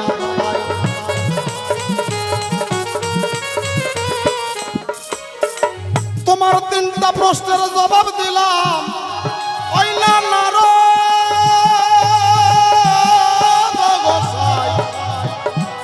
এইবার তোমার কাছে একটা প্রশ্ন করিব, জবাব যেন পাই।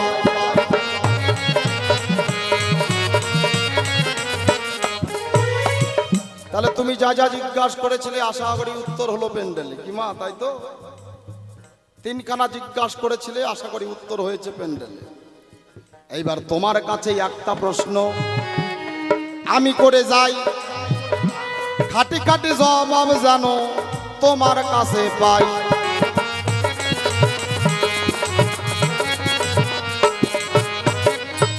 তোমার নাম নারদ, তাই তো মা? ও বলছে আমার নাম হচ্ছে নারদ। আমি কত বড় মরদ, নারদ। বাবা, সবার সঙ্গে পারা যায় বাবা, এই নারদের সঙ্গে পারা খুব মুশকিল। তাহলে এবার তোমার কাছে আমার জিজ্ঞাসা কোথায়? এই যে তোমার মুখে দেখি তুমি নাকি ভক্ত, কথাটা আসলে সত্য। তাহলে ভক্তর মুখে কি থাকে মা? কৃষ্ণ নাম, হরি নাম, তাই তো? তাহলে তুমি যে ভক্ত, কথাটা আসলে সত্য, তো তুমি ভক্তর মুখে কৃষ্ণ নাম নাই কেন? তোমার মুখে নারায়ণ নারায়ণ নাম আমি শুনতে পাই, নারদের মুখে কৃষ্ণ নাম কোনদিন শুনি নাই।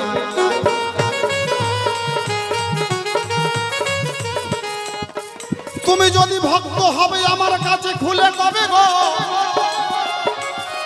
ওগো নারদ গোসাই, তোমার মুখে কৃষ্ণ নাম কেন বটে নাই?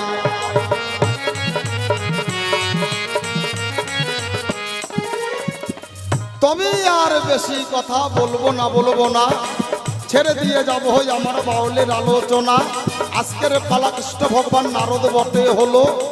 তিনটা জিজ্ঞাসা আমায় করেছিল, এক এক করে জবাব দিলাম, আসলে বলো তাই। তবে কিন্তু বেশি কথা বলার দরকার নাই। নারদকে এখনই আমি আসরে আবার পাঠাবো, তোমার কাছে একটা প্রশ্নের উত্তর বটে নিব। এখনই আবার নারদমণি আসরে আসিবে, তাহার ভাবের কথাগুলো খুলিয়া বলিবে। তুমি যদি নারদ হবে আমার কথা লবে, সুন্দর করে একটু করে জবাব বটে দেবে। তুমি যদি ভক্ত হও তোমারই জানাই, ভক্তর মুখে কেন কৃষ্ণ নাম নাই? তুমি কেমন ভক্ত হলে আমার কথা নেবে, সুন্দর করে এই আসরে জবাব বটে দেবে। তবেই কিন্তু বেশি কথার বলার দরকার নাই। অল্পের মধ্যে আমি এখনো বেশি যেতে চাই। এই পর্যন্ত আমি এখন এই পর্যন্ত সারি। একবার রাধা গোবিন্দ প্রেমানন্দে সবাই মিলে বলুন হরি হরি, হরিব হরিব হরিব। হরি বল হরি বল। প্রভু তুমি যা বলে গেলে আমার তো এমনি মাথা ঘুরে যায়। কেন বলো তো? সত্য যুগে নারায়ণ, ত্রেতা যুগে রাম, দাপরে শ্রীকৃষ্ণ, কলিতে নিমাইছান। তুমি তো সব জায়গায় থাকো, হ্যাঁ? তো এটাই কেন অসুবিধা হলো আমার মুখে নারায়ণ নাম, হ্যাঁ, কৃষ্ণ নাম নাই, তাই তো? বাহ বাহ বাহ বাহ, তুমি যা করাও আমরা তাই করি। তারপরে আবার জিজ্ঞাসা করে বলি আপনাদের কাছে বরাবরই, মানে এমন ভাবে জিজ্ঞাসা করেছে যেন ভগবান কিছুই জানে না। আবার বলে গেছে কাঁদালে কাঁদিতে হয়, এ কথা পুরাণে কয়, এ কথা কবু মিথ্যা নয়। বাহ, সুন্দর কথা। তো বিষয়টা হচ্ছে এই যে গোবিন্দ আমার এমন করে কথাগুলো বলে গেছে, কি বলি আপনাদের ঠাই। তবে প্রভু আমার কাছে অনেক আশা করে জিজ্ঞেস করেছে বাবা, ভক্তের কাছে জিজ্ঞেস করেছে।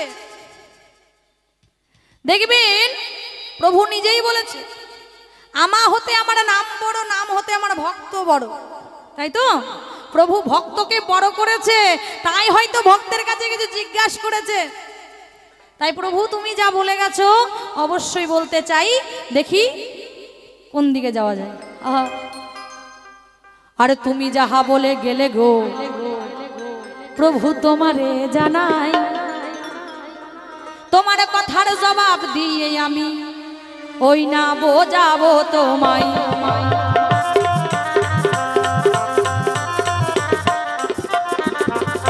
শোনো শোনো গো প্রভু গো, তুমি শোনো দিয়া মন, কি কারণে বলি আমি নারায়ণ নারায়ণ।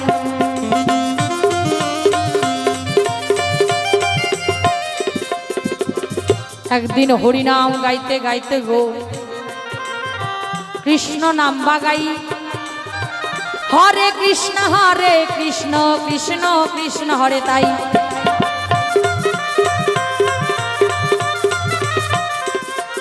একদিন কৃষ্ণ নাম গাইতে গাইতে মাঠের দিকে যাচ্ছি, সুন্দর করে যাচ্ছি, যেতে যেতে একজন মুনি, তার নাম ছিল গৌমুনি, তিনি সেই মাঠের মধ্যে বসেছিল। ওখানে বসে সাধনা করে ধ্যান করে দেখবেন বেশি সাধু যোগী ঋষি যারা মুনি তারা বাড়ি ঘর ছেড়ে গিয়ে বাবা বাইরে সাধন ভজন করে, তাই না? তারা কিন্তু বাড়িতে থাকে না, তাদের গাছতলা বা বড় ছোট একটা কুটুরি করে নিয়ে তারা থাকে। সেদিন আমি হরে কৃষ্ণ নাম গাইছি, হরে কৃষ্ণ কৃষ্ণ কৃষ্ণ হরে হরে, হরে রাম রাম রাম হরে হরে, হরে কৃষ্ণ কৃষ্ণ কৃষ্ণ হরে হরে, হরে রাম রাম রাম হরে হরে। এই তো গাইতে গাইতে যখন আমি যাই, যেতে যেতে গৌমুনি শুয়েছিল, ওনার নাম গৌমুনি, ওনার একটা লেজ ছিল বাবা, নামটাও গৌমুনি, গরুতে লেজ থাকে তাই না? যেমন গরু ছাগল আমরা সবারই লেজ দেখতে পাই, কিন্তু সেই মুনিটারও লেজ ছিল, ওই গৌমুনির লেজ। আমি কৃষ্ণ নাম গাইতে গাইতে যেতে যেতে, আমি তো কৃষ্ণ নামে বিবর বাবা, দেখবেন যারা ভক্ত হয় তারা কোনো দিকে তাকাবে না, কৃষ্ণকে পাওয়ার জন্য শুধু হা গোবিন্দ বলে মুখটা উপরে তুলে গোবিন্দকে শুধু ডাকে, তারা কিচ্ছু চায় না। আমি তো প্রভুকে ভালোবাসি, আমি প্রভুর ভক্ত, তাই প্রভুর নাম করি আর যাই। আমি তো প্রভুর নামে বিভোর, কি করে বুঝবো নিচে কে আছে? প্রভুর নাম করছি আর যাচ্ছি।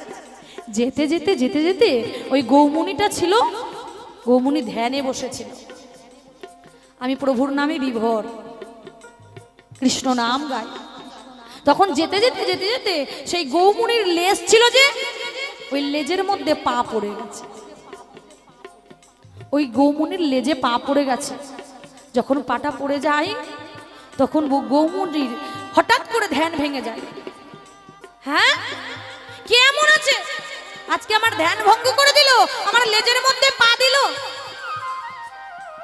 ওই মুনি রেগে গিয়ে, তখন গৌমুনি যখন রাগ রেগে যায়, কই নারদ, তুমি না ভক্ত, কথাটা আসল সত্য, কিন্তু তুমি এ কাজ করতে পারলে, আমার ধ্যান ভঙ্গ করলে। দেখবেন মা, কেউ নাম করছে, ওখানে গিয়ে যদি কেউ অকথা কুকথা বলে কিংবা ওর এটা ভাঙিয়ে দেয়, আমি নাম করছি, ওখানে গিয়ে যদি একটা বাজে কথা যায়, সেখানে কিন্তু সবকিছু নষ্ট হয়ে যায়, হয় না? তাই সেই মুনি বলল, আজকে তুমি আমার ধ্যান ভঙ্গ করে দিলে, তুমি না একজন ভক্ত? না না না না না, তুমি ভক্ত হতে পারো না। তুমি যদি ভক্ত হতে, আজকে তুমি দেখতে আমি কোথায়, তুমি আমার ধ্যান ভঙ্গ করে দিলে। তাই নারদ, আমি মনে পেয়েছি তাপ তোমায় করতে চাই অভিশাপ। তুমি যে কৃষ্ণ নাম বলতে বলতেই আমার লেজে পা দিয়েছো, ধ্যান ভঙ্গ করিলে, আজ থেকে তোমায় অভিশাপে দেব, তুমি কৃষ্ণ নাম হারাবে। তাই গৌর হরি বল হরি বল হরি বল হরি বল। মুনির অভিশাপে সেদিনই আমার গো মুখের কৃষ্ণ নাম হারিয়ে যায়, সেই কথাটা এখন আমি তুলে ধরতে চাই।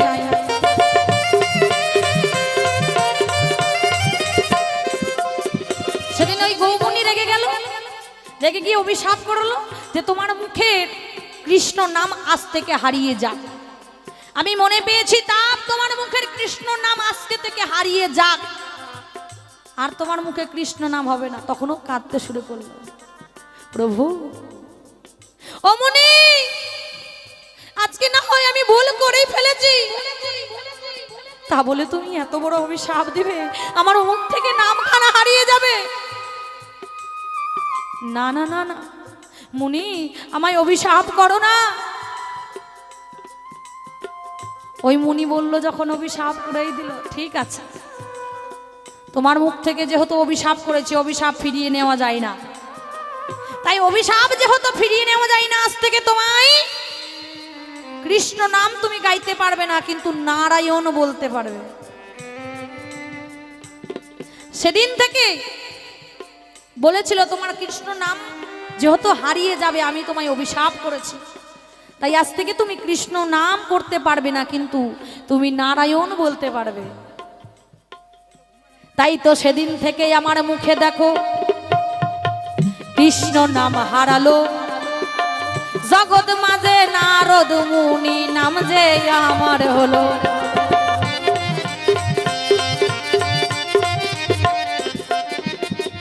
সেদিন থেকে আমি নারায়ণ নারায়ণ বলি গো, যেই কৃষ্ণ সেই নারায়ণ তো হয়। অল্পের মধ্যে বুঝালাম ও গো কৃষ্ণ কানাই।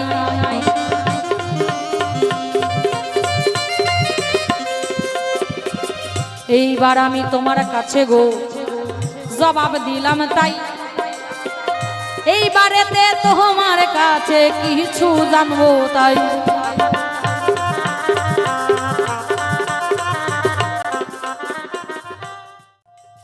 এবার কৃষ্ণর কাছে মুখোমুখি দাঁড়িয়ে কিছু জানবো। কিমা অনেকক্ষণ ধরে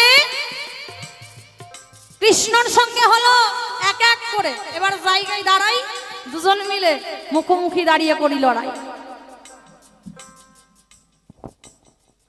ভক্ত ভগবানের এবার হবে ভাবের লড়াই, আমরা শুনবো এ সবাই। Hello hello hello check hello hello. যাক, ভক্ত বড় শক্ত, খুব ভালো লাগলো। হরিবল হরিবল। যাক সুন্দর। তার আমি শক্ত না, আমি একবার নরম। বাবা সেটা না, অনেকদিন পরে ভক্তকে তো দেখা পাই না, কখনো স্বর্গে থাকে, কখনো মর্তে থাকে, কখনো আবার পাতালে থাকে, মানে এর তো ঠিক ঠিকানা নাই, এক জায়গায় বসে থাকেও না। তো ও যেহেতু দেখা পেয়েছি ওই জন্য একটা জিজ্ঞাসা রেখেছি, কেমন? হরিবল হরিবল। তো যাই হোক, এবার একটু জোট পাল্লাই দুজনে দাঁড়িয়ে মুখোমুখি দাঁড়িয়ে আমরা পালাটা সমাপ্ত করি, কেমন?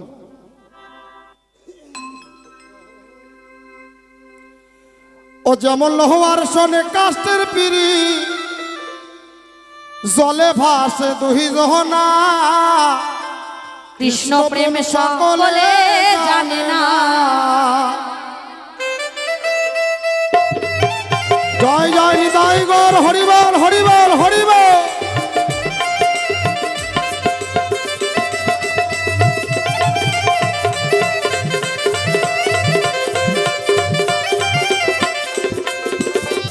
শোনো শোনো গো কৃষ্ণ তোমারে জানাই, তোমার কাছে কিছু কথা জানারও বিষয়।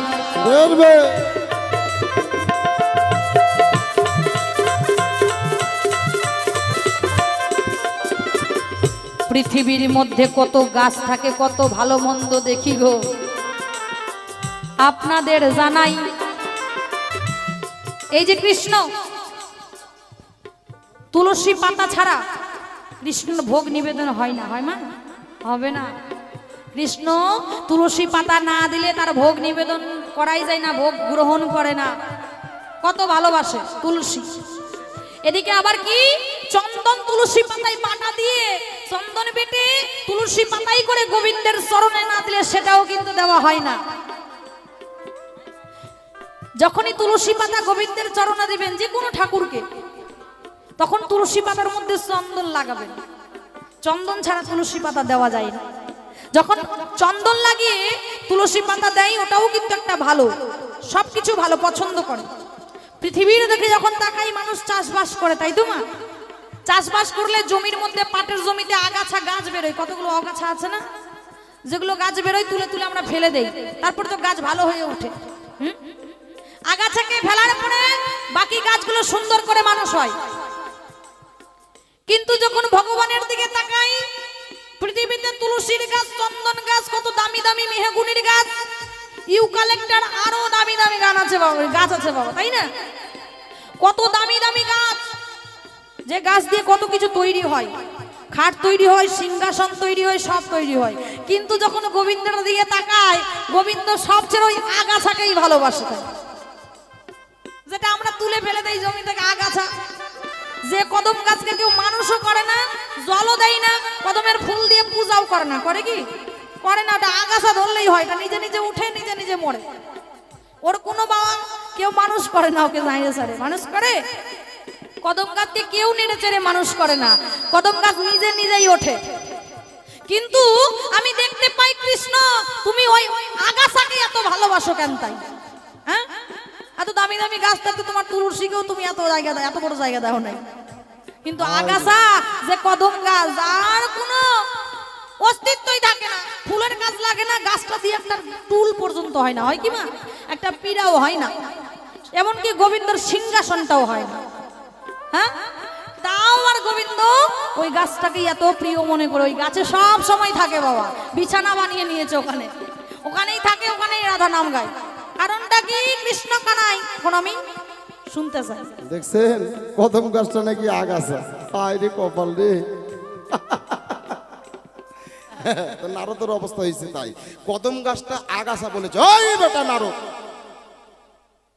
যেটা জানো না সেটা বলো না। না, কদম গাছটাকে সেটাকে জানতে হবে বাবা। কি বলেন মা? তাহলে কদম গাছটা কে ছিল তোমারে জানাই, এক এক করে জবাব দিব আমি নারদ গোসাই।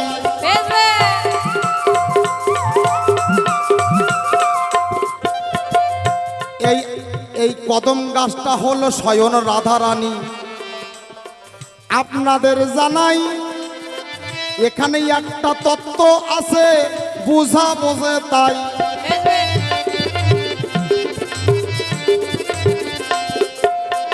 কয় কদম গাছটা আগাছা।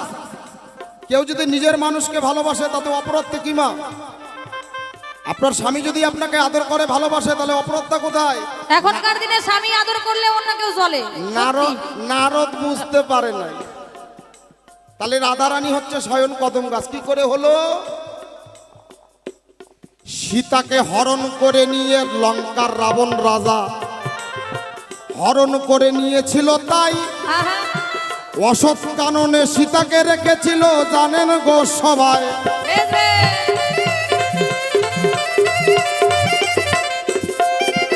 সীতাকে যখন হরণ করে নিয়ে গেল, রাম ভগবান কি চুপ ছিল মা? চুপ ছিল না। কি করেছিল? বানর বংশকে নিয়ে লঙ্কায় চলে যায়, সেখানে যুদ্ধ হয়েছিল, জানেন গো সবাই। হরি বল হরি বল হরি বল হরি বল হরি বল। কি বলি আপনাদের ধারে, এই সীতাকে উদ্ধার করার জন্য রাম লক্ষ্মণ কি করেছিল? লঙ্কায় গিয়েছে। তো লঙ্কায় গিয়ে কি হলো? এই রাবণের ছেলের নাম হচ্ছে মেঘনাদ। মেঘনাদ আর রাম ভগবানের যুদ্ধ শুরু হয়। এক এক করে বুঝাবো আমি, দিব পরিচয়।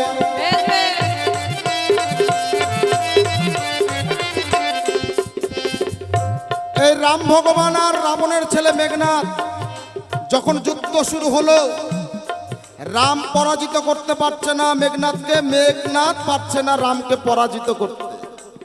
তাই মেঘনাদ একদিন ছলনার আশ্রয় নিলেন। কি?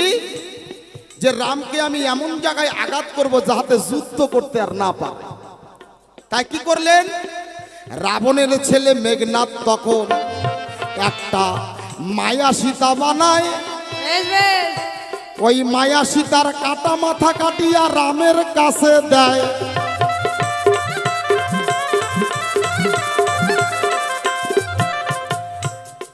রাবণের ছেলে মেঘনাদ কি করলো? একটা মায়া সীতা বানিয়ে তার কাটা মাথাটা, সীতার কাটা মাথাটা রামের চরণে ফেলে দিল। এবার রাম ভগবানের চরণে যখন সীতার কাটা মাথা ফেলে দিল, রাম ভগবানের সীতার কাটা মাথা নিয়ে চোখের জলে ভাসতে লাগলো। ওগো সীতা, সীতা, আমি ভেবেছিলাম তাই, তুমি ছাড়া আমার কেহ নাই, তোমার জন্য তো আমি এসেছি লঙ্কায়, তুমি আর এখন নাই। এইভাবে কাঁদছে। লক্ষ্মণ দূর থেকে দেখতে পায় যে এটা আমার সীতা মা কখনো হতে পারে না, এটা নিশ্চয় একটা মায়া, নিশ্চয় একটা ছলনা। তাই রামকে সুস্থ করার জন্য কি করলো? লক্ষ্মণও কিন্তু মায়া সীতা ওইখানে বানালো। ওই মায়া সীতাকে লক্ষ্মণ তখন আদেশ করেছিল,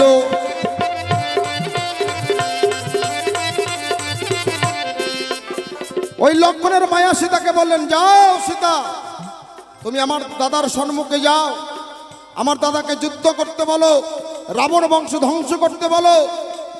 তাই লক্ষণের মায়া সীতা গিয়ে যখন রামের সম্মুখে দাঁড়ায়, স্বামী স্বামী বলে ডাকে, বলছে ওগো স্বামী, এই তো আমি, কার জন্য কাঁদছো তুমি?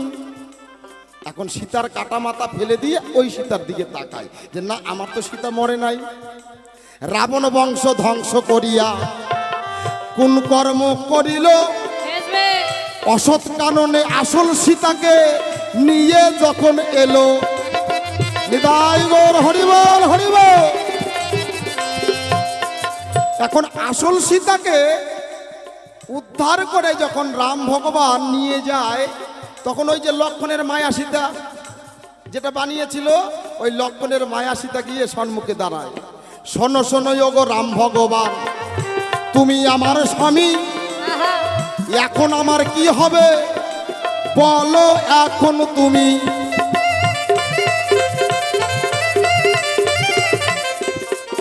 ও যখন তোমার কেউ ছিল না, ছিলাম শুধু আমি, আর এখন আসল সীতাকে পেয়ে পর করে দিলে তুমি, তাহলে আমি কি তোমাকে স্বামী রূপে পাবো না? রাম ভগবান কিন্তু জ্বালায় পড়ে গেলেন। ও বাবা, তাই তো, এখানে এক সীতা, এখানে এক সীতা। ভগবান বললেন ঠিক আছে, তুমি আমায় স্বামী রূপে পাবে, কিন্তু এই যুগে নয়, আগামী দাপর যুগে আমি যাব।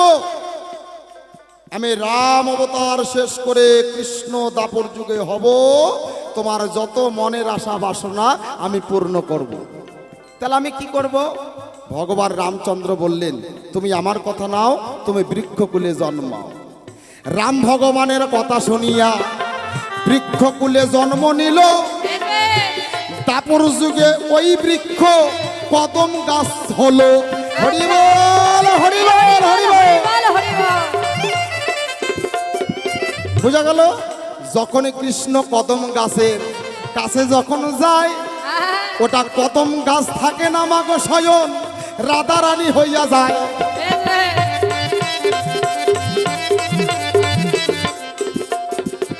কৃষ্ণ ভগবান যখন কদম গাছের কাছে যেত, তখন ওটার কদম গাছ থাকতো না, স্বয়ং রাধা রানী হয়ে যেত। কেন? ওই যে পূর্বে কথা ছিল। আর ভগবান রামচন্দ্র বলেছিল তোমার মনের আশা বাসনা পূর্ণ করব দাপর যুগে গিয়ে। এই জন্য কদম গাছটা গাছ থাকলেও ওটা স্বয়ং রাধা রানী। এই জন্য কৃষ্ণ বেছে নিয়েছে কদম গাছটাকে। কি মা? বোঝা যায়। সুন্দর করে জবাব দিলাম নারদ গোসাই, এটা কিন্তু স্বয়ং রাধা রানী ছিল, তোমারে বুঝাই। এইবার তোমার কাছে আর একটি কথা গো তুলে ধরতে চাই। সত্য যুগে ভগবানের বউ চুরি হয়, আবার দাপর যুগে রামের বউ চুরি হয়, মিথ্যা কথা নয়।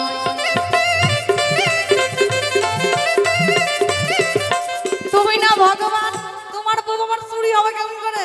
হ্যাঁ, তুমি না অন্তর্যামী ভগবান, তোমার বউ সত্য যুগে চুরি হয়, দাপরেও চুরি হয়। আমার ত্রেতাতে এসে দেখি সত্য ত্রেতা দাপরে তিন জায়গাতেই বউ দেখি ওর কাছে নাই, বউই নাই। আচ্ছা তুমি না ভগবান, সত্যতে বউ চুরি হলো লক্ষ্মী, তাই না? হ্যাঁ, ত্রেতাতে রামের বউ সীতা চুরি হলো, আমার দেখি এসে দাপরে কৃষ্ণ রাধা রানীকে আয়ানের ঘরণী করে দিল। বউ ছেড়ে থাকতে ভালো যখন বাসো, তাহলে বউ তোমার চুরি হবে কেমন করে? আরে বাবা, সেটা না। রাধা রানীকে কেন আয়নের ঘরে গেল, এখানে একটা তত্ত্ব আছে। বলেছিলাম ভক্তই আমার মাতা পিতা, ভক্তই আমার গুরু, ওই জন্য ভক্ত নাম রেখেছে বাঞ্ছা কল্পতরু।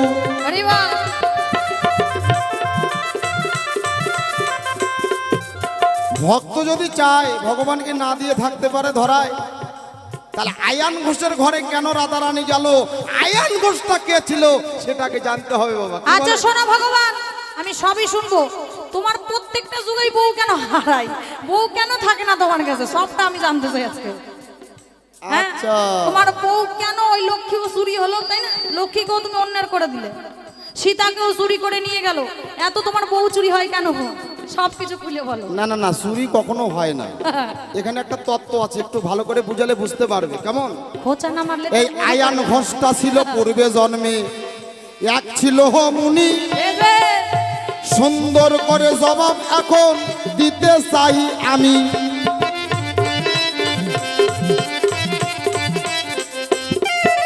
এই আয়ান ঘোষ নাম হলো দাপর যুগে, কিন্তু তার আগে নাম ছিল কি? একজন মুনি ছিল বাবা, নারায়ণের সাধনা করেছিল। কয় বৎসর? 10,000 বৎসর। কিভাবে? জ্বলন্ত আগুন জ্বালিয়ে মাথাটা আগুনের দিকে রেখে পাগুলো আকাশের দিকে রেখে সাধনা করেছিল। কার? নারায়ণ। স্বয়ং নারায়ণ দেখা দিল মুনির কাছে। তাই বেশ বেশ। মুনি নারায়ণকে দেখিয়া তখন আনন্দ পেল। তাই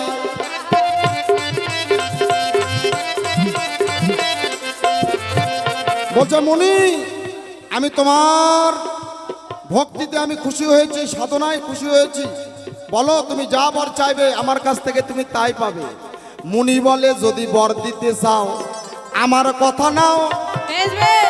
তোমার লক্ষ্মীকে আমার ঘরে এখন তুমি দাও। আহা।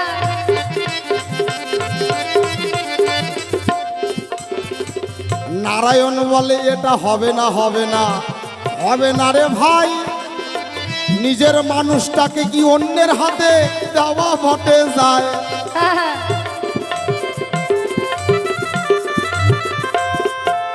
তুমি অন্য বর চেয়ে না? বলছে না, যদি দিতেই চাও আমার কথা নাও, তোমার লক্ষ্মীকে আমার ঘরে ঘরণী হিসেবে দাও। ভক্ত যদি চায়, ভক্তকে না দিয়ে থাকতে পারে বাবা? ভগবান নারায়ণ বললেন, ঠিক আছে কথা দিলাম, এই যুগে তুমি আমার লক্ষ্মীকে পাবে না, কিন্তু মনে আছে ভাবো আগামী দাপর যুগে আমি নিজে আমার লক্ষ্মীকে তোমার ঘরে রাধা রানী হয়ে পাঠাবো। ওটা পূর্বে জন্মের নারায়ণ কথা দিয়াছিল, বেশ বেশ। ওই জন্য আয়ান ঘোষ রাধা রানী পেল।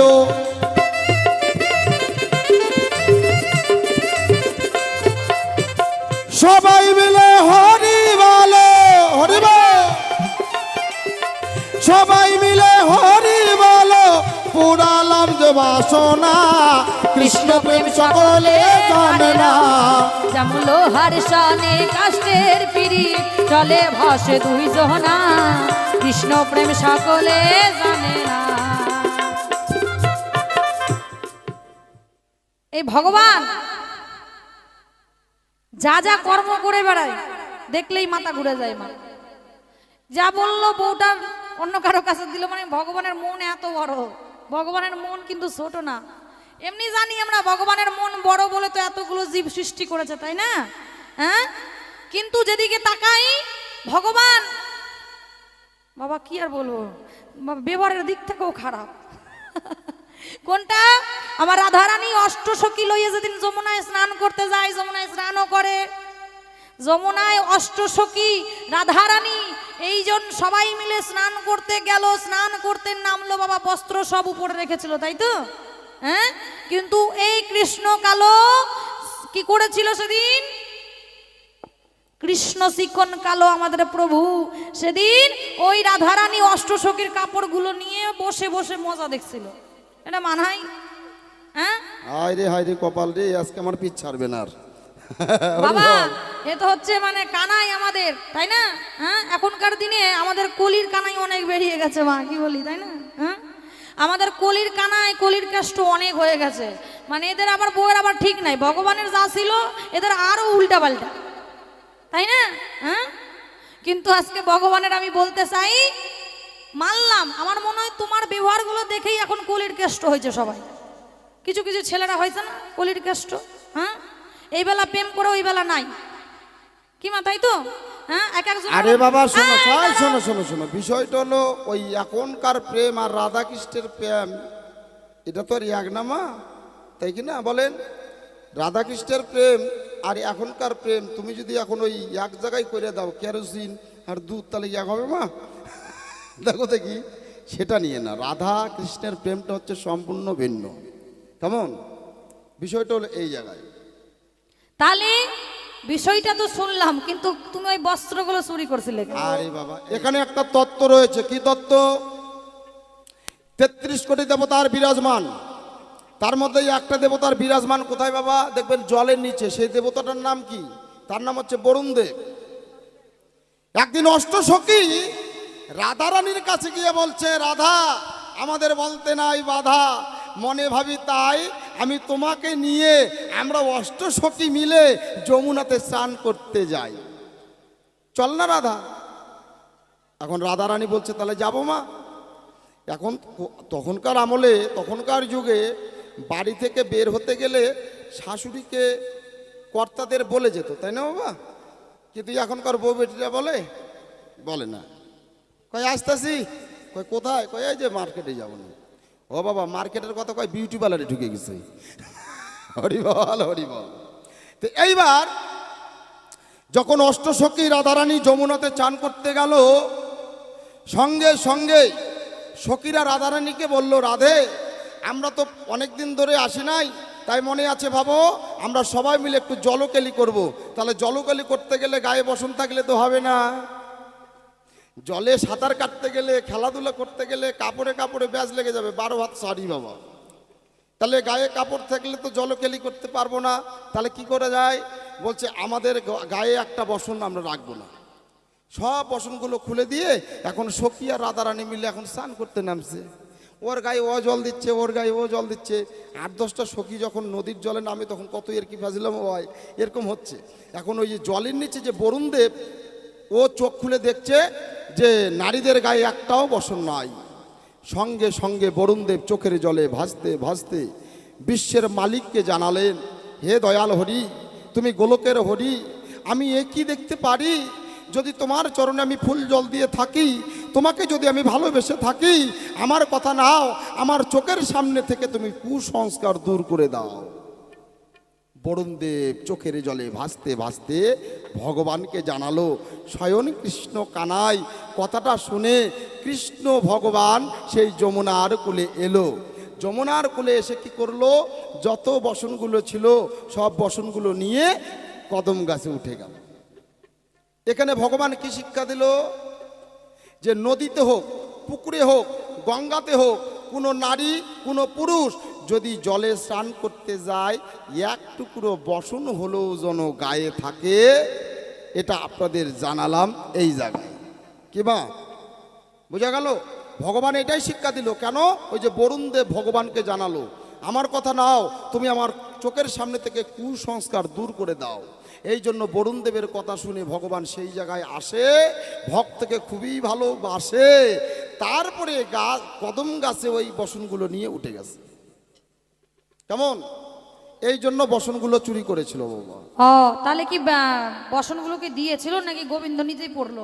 না না না না না, হ্যাঁ কেন ভগবান পড়বে? দেন, আমার মনে হচ্ছে ভগবান নিজেই পড়ছে, ওই জন্য সেটা দেওয়া হয়েছিল। বলেছিল কানাই আমাদের বসনগুলো দাও, আমরা পড়ে যাই।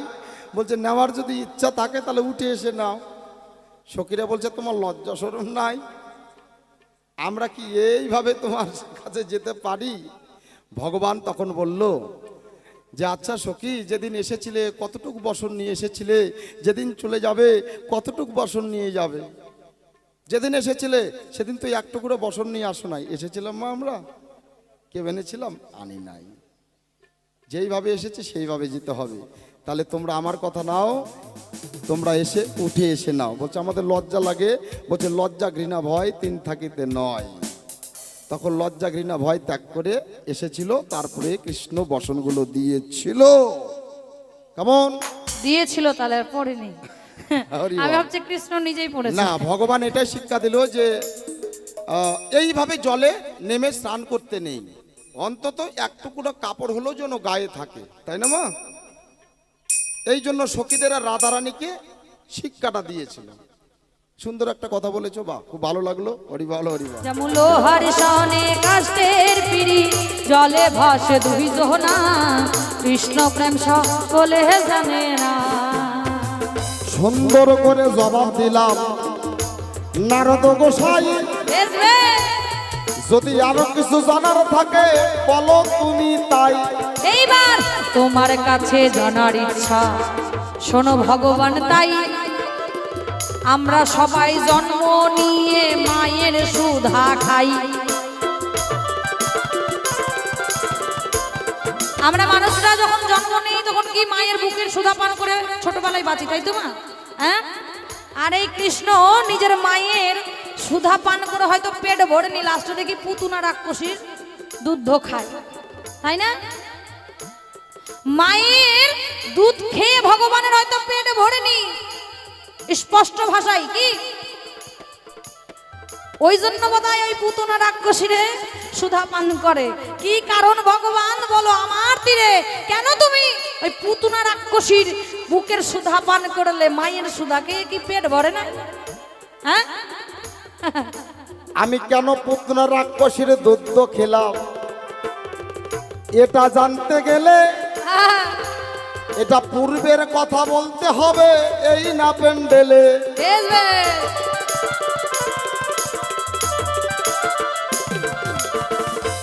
বলি রাজা নামে এক রাজা ছিল, মহাদানী হয়। হ্যাঁ হ্যাঁ, ওই বলি রাজার কথা বলিব, শুনিবেন সবাই। বেশ বেশ। এই বলি রাজা মহাদানী ছিল বাবা। এই বলি রাজার কাছে যা যা জানতে চাই, সে কোনোদিন কেউ খালি হাতে আসে না। তো ভগবান সবকিছু সহ্য করতে পারে, মানুষের অহংকার সহ্য করতে পারে না। ভগবান সব পারে, কিন্তু কারো যদি মনের মধ্যে অহংকার জন্মায় সেটা সহ্য করতে পারে না, ধরায়। তো বলি রাজাকে পরীক্ষা করার জন্য স্বয়ং ভগবান কোন কর্ম করেছিল? বেশ বেশ। বামন রূপ ধরিয়া বলির বাড়ি তখন নিজে গেল। আচ্ছা,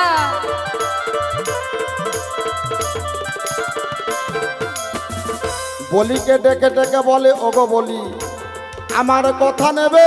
হ্যাঁ হ্যাঁ, আজকে তুমি কত বড় দানি, আমায় যে দান দেবে। বেশ বেশ। বলি মোহনের অহংকারে বললেন, কি দান চাও? স্বর্গ আমার, মর্ত আমার, পাতাল আমার, বলো তুমি কি বর চাও? সঙ্গে সঙ্গে ভগবান বললেন, মুখের কথাই হবে না, যদি দান দিতে চাও দিতেই হবে।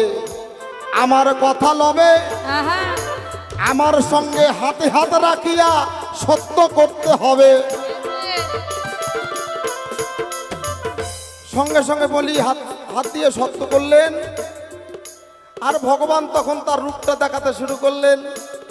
একটা পা স্বর্গে দিলেন, গোটা স্বর্গ ঢাকিয়া নেয়। দ্বিতীয় পাও মর্তে দিল, পূর্ণ তখন হয়। বেশ বেশ। দেখেন দেখি কি শর্ত ছিল? ত্রিপাদ ভূমি তাকে দান করতে হবে। তো এক পা স্বর্গে দিল, গোটা স্বর্গটা ঢাকিয়ে নিল। এক পা মর্তে দিল, মর্তটাও ঢাকিয়ে নিল। এই দৃশ্য দেখার পরে যখন শূন্য হয়ে গেছে বিশ্বের চরাচরে, তখন তার বলির স্ত্রী দূর থেকে তাকে লক্ষ্য করে বলে, ওরে ছেলে, ছলে বলে কৌশলে আজকে এইভাবেই এলি আমার বাড়ির তলে। যদি তুই আমার সন্তান হতিস, মনে ভাবি তাই আমি নিজে তোকে বিষ খাইয়ে মারতাম এই ধরায়। এই মনের কথা ভগবান জানিবারে পেল। বেশ বেশ। তোমার মনের আশা পূর্ণ হবে, জবাব দিব ভালো। আহা, ওই বলির স্ত্রী কিন্তু দাপর যুগে পুতনা রাক্ষসী হয়। দুধের মধ্যে বিষ্মা খাইয়া গোপালের কাছে যায়। আহা, গোপালকে কোলে নিয়া পুতনা রাক্ষসী দুধ যখন খাওয়াবে, এমন চোষক মারলো বাবা, মরলো কিন্তু ভাবে। হৃদয় গৌর হরি হরি বল, হরি বল, হরি বল। তাহলে এই হচ্ছে ব্যাপার। জনম জবাব দিলাম ধর্ম সভা, আহা, জবাব দিলাম ধর্ম সভায়, পুরালাম যে বাসনা। কৃষ্ণ প্রেম সকলে জানে না, যেমন লোহার সনে কাষ্টের পিড়ি, জলে ভাসে দুহি জহনা। কৃষ্ণ প্রেম সকলে সত্যি জানে না। কি বলি আপনাদের ঠাই, মানে ওই পুতনা রাক্ষসী নাকি মনে মনে চাইছিল, এমন চোষণ দিল ওই পুতনা রাক্ষসীর জীবন গেল। বাবা কৃষ্ণ, তোমার লীলা দেখে মাথা ঘুরে যায়। আবার আমি দেখতে পাই এই কৃষ্ণ যেদিন ওই যুদ্ধ হয়েছিল মা, কুরুক্ষেত্রের মাঠে, তাই না? সেদিন দেখবেন সবাইকে তীর লেগেছিল, কিন্তু কৃষ্ণ মাঝখানে ছিল, কৃষ্ণকে তীর লাগেনি। পরে দেখতে ভাই বেদেশ্বরের হাতে আবার মারা যায়। বেদেশ্বর মানে বুঝো তো মা, শিকারী, যারা শিকার করে, ওই শিকারীর হাতে সেদিন মারা যায়। সবাইকে তীর লাগলো, তুমি ভগবান বলে তোমার রক্ষা আছে নাকি, আর বাকি কারো রক্ষা নাই? হাই কপাল রে। হ্যাঁ? আমার শোনেন, মানুষকে গুঁতো মারলে ধরে নেন পায়ে যদি মারে তাহলে পা থেকে ধীরে ধীরে উপরে আসতে হয়, তাই না? কিন্তু নারদ যেইভাবে মারতেছে, ও বাবা, কখনো মারতেছে নিচে, কখনো মারতেছে উপরে, কখনো মারতেছে সাইডে, কখনো মারতেছে এইদিকে, মানে সেইভাবে প্রশ্নগুলো করতেছে। আজকে আমার কি যে আছে, সব জায়গায় ব্যথা দিলে তোমার গুঁতো খাইয়া তাই নারদের কথা শুনিয়ে আমি লজ্জায় মরে যাই।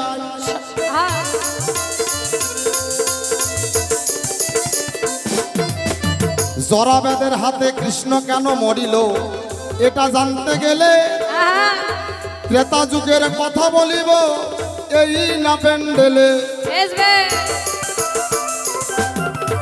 কি বলি আপনাদের ঠাই, কৃষ্ণ কেন জরাবেদের হাতে মরলো ধরায়, এটাই জিজ্ঞাসা করলো নারদ গোসাই। ত্রেতা যুগে কি এই রাম ভগবান সোরাবানে বালিকে মেরেছিল, বালির ছেলে অঙ্গদ সেখানে এসে বটেছিল। চোরাবানে যখন বালিকে বধ করলেন রাম ভগবান, সেদিন বালির ছেলে অঙ্গদ গেল কার কাছে? বাবার কাছে। বাবার কাছে গিয়ে বলে, বাবা আজকে তোমাকে যে মেরেছে, আমি সত্যিকারে তুমি যদি আমার হও পিতা, আমি তোমার গা ছুঁয়ে প্রতিজ্ঞা করলাম যে তোমাকে মেরেছে আমি এই পিতৃ হত্যার প্রতিশোধ নেব। কৃষ্ণ রাম ভগবান বলে তখন অঙ্গদের কাছে, তাই তোমার মনের আশা পূর্ণ হবে। আমি বললাম কৃষ্ণ কানাই,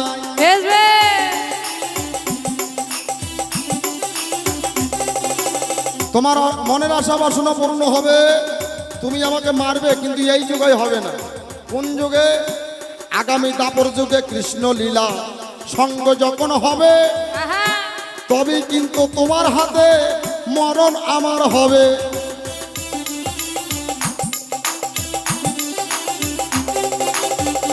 এই জন্য রাম ভগবান দাপর যুগে কৃষ্ণ বটে হলো, এই জন্য জরামাদের হাতে কৃষ্ণ মারা গেল।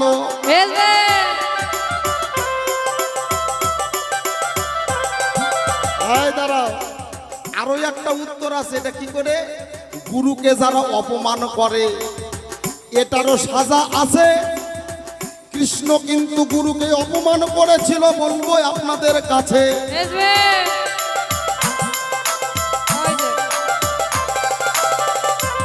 হরিবল হরিবল।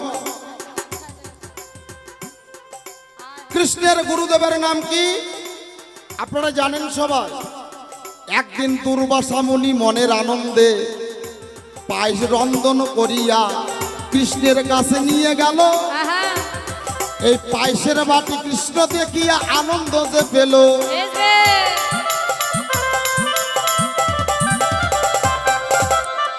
কৃষ্ণের জন্য নিজে হাতে পায়েস রান্না করে গুরুদেব নিয়ে গেছে। কার জন্য? কৃষ্ণের জন্য। কৃষ্ণ ভগবানকে গিয়ে বলছে, গুরুদেব কৃষ্ণ তুমি আমার কথা নেবে, তোমার জন্য আমি পায়েস রান্না করে নিয়ে এসেছি। এই পায়েসটা তুমি খাবে না, এই পায়েসটা তুমি সর্ব শরীর মাখবে। গুরুদেব আদেশ করলো, গুরুদেব যা বলে তাই শুনতে হবে বাবা, গুরুদেব আমাদের কাছে ভগবান। কৃষ্ণ কি করলো? গুরুদেবের কথা শুনে সঙ্গে সঙ্গে কিন্তু পায়েসগুলো মাথা থেকে গায়ে লাগাতে শুরু করলো। মাথায় লাগায়, গায়ে লাগায়, নিচে নেমে আসে। ওই জায়গাতে একটা কিন্তু কথা ভেসে আসে,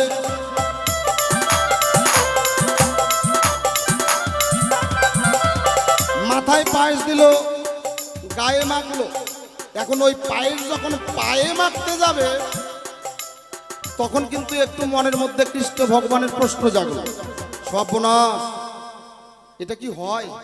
গুরুদেব আমার জন্য নিজে হাতে পায়েস রন্ধন করে নিয়ে এসেছে, আর এই পায়েস আমি পায়ে লাগাবো? গুরুদেব আমাকে মাখতে বলেছে, আমি মেখেছি, তা বলে এই পায়ের আমি পায়ের তালায় নেব? না না না, এটা আমার গুরুকে অপমান করা। এই জন্য কৃষ্ণ ভগবান কি করলো, সব জায়গায় পায়েস মাখলো, কিন্তু পায়ের তালাটা বাদ দিল। কেমন? এখানে কিন্তু পায়ের তালায় পায়েস মাখে নাই। পায়েস যদি পায়ের তালায় মাখতো, মরণ তো হয় নাই।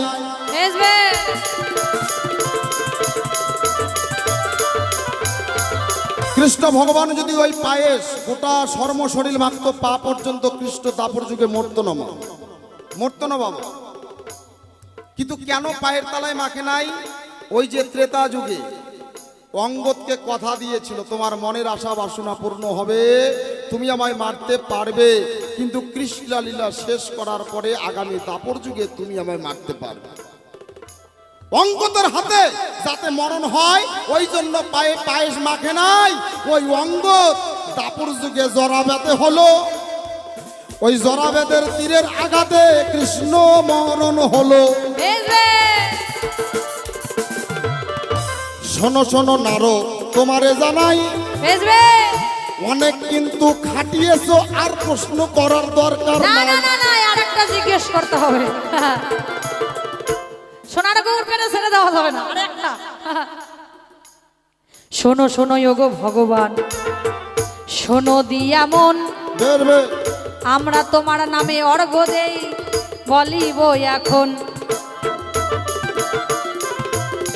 ও ভগবান, আমরা সবাই পুজো অর্চনা করি যখন গোবিন্দের নামে, আমরা গোবিন্দাই নমঃ বলে ভোগ নিবেদন করি, তাই তো মা? হ্যাঁ, গোবিন্দের নাম নিয়ে ভোগ নিবেদন করি, অনেক মন্ত্র করি। কার মন্ত্র? গোবিন্দরই মন্ত্র, তাই তো? তাহলে আমরা গোবিন্দর নামে ভোগ নিবেদন করি, অর্ঘ্য নিবেদন করি। কিন্তু এই গোবিন্দ একদিন যজ্ঞ করেছিল প্রভাসের তীরে। ওই যজ্ঞের মধ্যে, আচ্ছা আস্তে আস্তে আস্তে, ওই গোবিন্দ যজ্ঞ করেছিল, ভিক্ষা ছাড়া তো যজ্ঞ হয় না মা। যজ্ঞ করেছিল, মানলাম, কোন জন্মে পাপ টাপ করলে বাবা যজ্ঞ মানুষরা করায়, তাই না? হ্যাঁ, কিন্তু ভগবান যজ্ঞ করেছিল, মানলাম। সেটা যজ্ঞ করলো, তারপরে দেখলাম ওই যজ্ঞে অর্ঘ্য দিল। তুমি যে ওই যজ্ঞটা করেছিলে প্রভু, তুমি কার নামে অর্ঘ্য দিলে? তোমার থেকে বড় ব্যক্তি আছে নাকি? হ্যাঁ, সবাই ভক্তের নামে অর্ঘ্য দিয়েছিলাম। আপনাদের জানাই, বেশি করে উত্তর দেওয়ার দরকার মোটে নাই। ভিক্ষা ছাড়া যোগ্য হয় না, জানেন সর্বজন। এই ভিক্ষা করিয়া সাজিয়েছে এই মধুর বৃন্দাবন। এটা ঠিক কথা বলেছেন আরো, যে ভিক্ষা ছাড়া তো যোগ্য হয় না। তাহলে তুমি তো দ্বারকার রাজা, তো তুমি যে যজ্ঞটা করলে কার টাকা পয়সা দিয়ে করলে? না না না, এই যজ্ঞ করেছিলাম ভক্তের জন্য। আপনাদের জানাই, এই যজ্ঞের পিছনে অনেক কারণ আছে, বলার দরকার নাই। আমি স্বয়ং রাধা রানীর জন্য অর্ঘ্যটা যজ্ঞের মধ্যে দিয়েছিলাম, তাই শোনো শোনো ওগো নারদ, তোমারে বুঝাই। এই যজ্ঞটা কিভাবে করেছিল কৃষ্ণ ভগবান? আমা,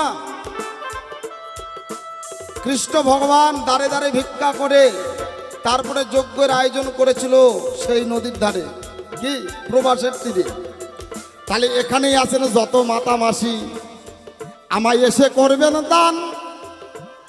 এই যজ্ঞের মধ্যে যজ্ঞ রাখিব, করে যাব প্রমাণ।